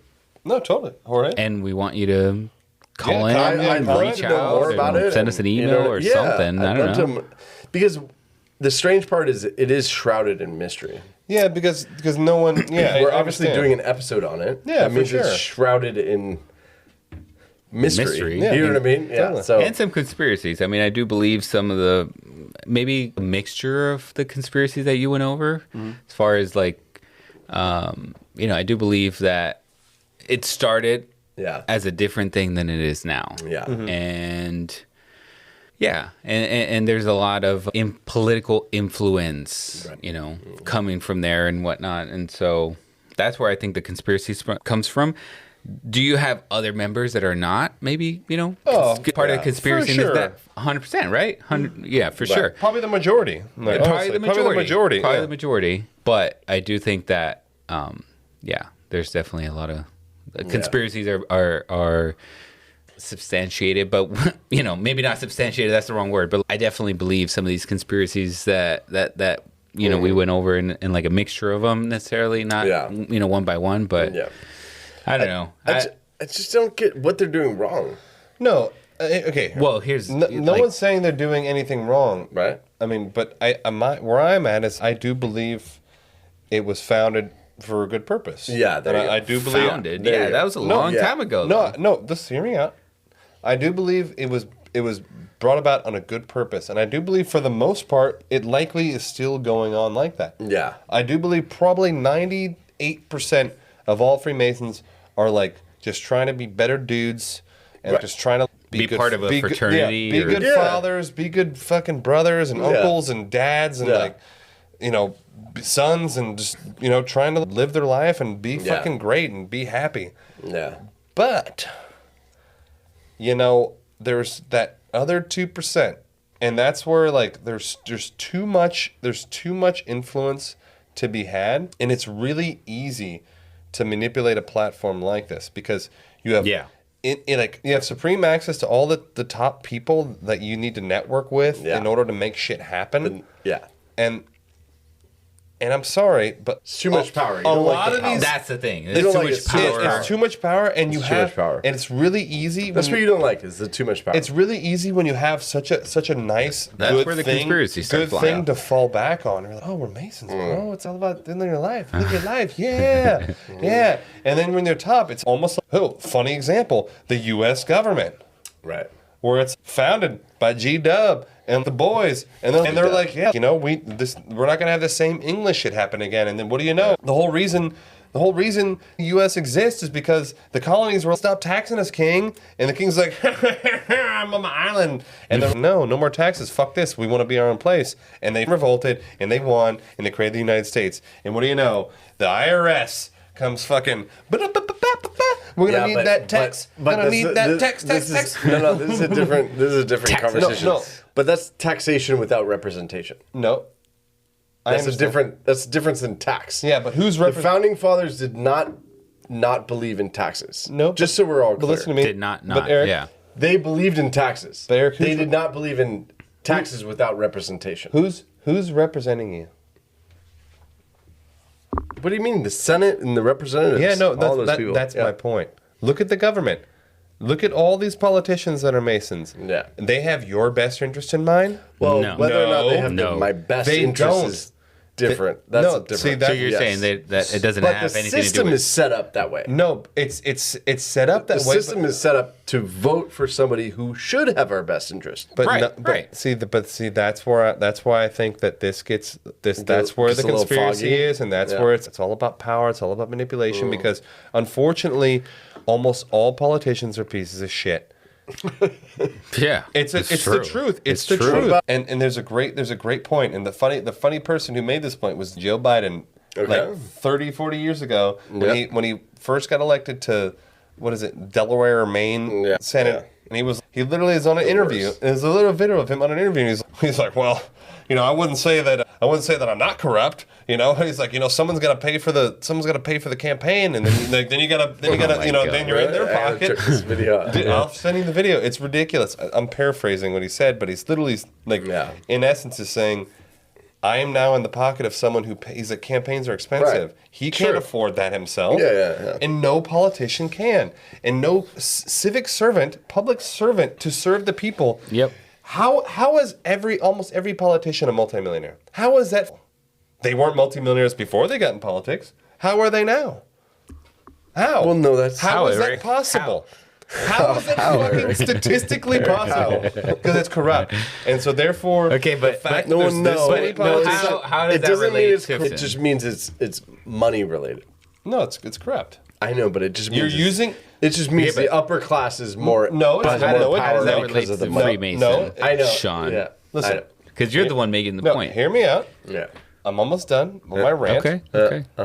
It has nothing to do with the upper class against us. These totally is money. No, it's but listen, money. These our elected officials weren't upper class before they became elected officials, and then magically on their that's a case by case. No, you're speaking generalities. Okay, that's a case by case. I would say But he's also speaking in I don't know. majoralities. I don't know. That's a word. I would say likely, the majority. Who we're talking about. Likely 80 to 90% of people weren't multimillionaires before becoming politicians. We would have to see that stat. I don't know. I promise you it's probably true. I promise you. I promise you that I'm pretty sure that is true. Promise. My thing is, it's bullshit. I think that they're using. I think they're using political influence to do things. I don't know what they're doing. I don't know if it's sinister. I don't know if it's like meetings. I don't know if it's world domination. But like they're doing, I think some unsavory shit is happening when you have this many people in positions of power, and you can be, you can be like, and that's what, that's what sparks all this conspiracy. But I'll give them props. Like it's very secret. They've kept it. They've kept it. They've kept shit secret. Have you seen any good thing come from a ritual? Still, I want to go watch. Not a one good thing. Not even in fucking Black Panther 2. Like Wakanda Forever. It's out of. It's so out of context. I feel like it's out of context of what a ritual is. I love how political we're getting all of a sudden. Yeah. No, I'm just saying that obviously they have a lot of political power. I know. A ritual is a religious or solemn ceremony consisting of a series of actions performed according to a prescribed order, relating to or done as a religious or solemn rite. Well, it could be anything. Sounds like it could be a lot of different things. I know. It could be a tradition. Sounds super innocent. No, tradition is different. I do believe, like, just let me make the record clear. I do believe that practically the vast majority of Freemasons are probably solid, awesome dudes. Yeah, just like great dudes. Right. Like, I agree. Fucking dudes that I would love to agree. Like, you can come to the podcast, we'll have some Coors Light banquet beer. It'll be great. I agree. I'm only talking about, like, the politicians. The weird It's just the politicians. The power. Like, the weird stuffs. And especially when you get into athletes and shins, they're all sleaze. Like, ugh. This is gross. So in summary, I think it's a cool group. I don't know what to say. So basically, in summary, you're at the same spot when we first started. Yeah, but I didn't know about them. Okay. So I don't want to say I'm at the same spot because I did learn a lot and I didn't know about them at all. Yeah, true. And so now I actually think it's a pretty cool organization. I could say I'm at the same spot. I don't know about you, Sean. Like, I don't trust them. I think they're trying to, like, like get together, fucking control us, and fucking all the conspiracies. That's what I believe. Wow, I think I'm in a slightly different spot. In the beginning, I was like, they are shady. They're doing some real dark web, black ops shit. Dark web. Like, the stuff like GW's on the fucking dark web. Like, they're doing weird stuff. Snake eyes. And but I do believe that I changed and I agree with Eric. Any organization that is trying to benefit man and trying to be better people, like, you have to give them the benefit of doubt. Like, good for you. Yeah. I appreciate you trying to be better people, but I was just about to high five you. No. I was gonna be like, I still believe that the leadership is doing shady. I full 100% believe that the upper echelon leadership of the Freemasons are tied to nefarious things, and they're making shit go in their favor in order to achieve some sort of end goal, whether it be more power, more influence. 100% is happening. What's crazy is we don't even know. We don't even know who that is. That's the crazy part. Okay. That's part of the conspiracy. I mean, aside from the celebs. No, seriously. These are just the 6 presidents that said they were. Yeah. And notice how that ends 60 years ago. It's true. And then they're like, we're going to stop letting people know that we're Freemasons. Yeah. That's true. It's not like this is bad for our brand. This is not the last president who was a Freemason. It is. It's bad super branding. Bad. So they stopped saying it. Obviously, George Washington was like, yeah, I am. Who's going to say shit to me? Right. Yeah. I'm George Washington. I just made a country. Do whatever he wants. I love that. It's true. He's out of wood teeth. Yeah. You fuck off. I love that. I heard that it's a... where people go, like a pilgrimage for Freemasons is to go to his home. Oh, probably into his tomb and stuff like that.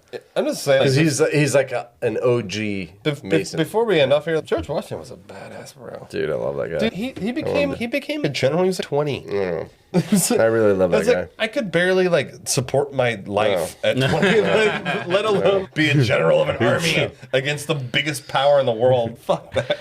Anyways, we could go on for hours and hours and hours. All right, we're gonna end. Just stop talking. We love y'all. Yeah, we want to hear from you guys too. And if you think we're psychos or full of shit, or do you think Eric is full of shit? Just feel free to comment. Whatever you do, don't leave a 1-star. Yeah. Just find us. That hurts us. That hurts us in our core. Find us on social media. I'd rather you call me on my cell phone and cuss me out. Yeah. Want to hear from you guys. You don't need to do the 1-star. Nighty night, folks. Nighty night. Peace.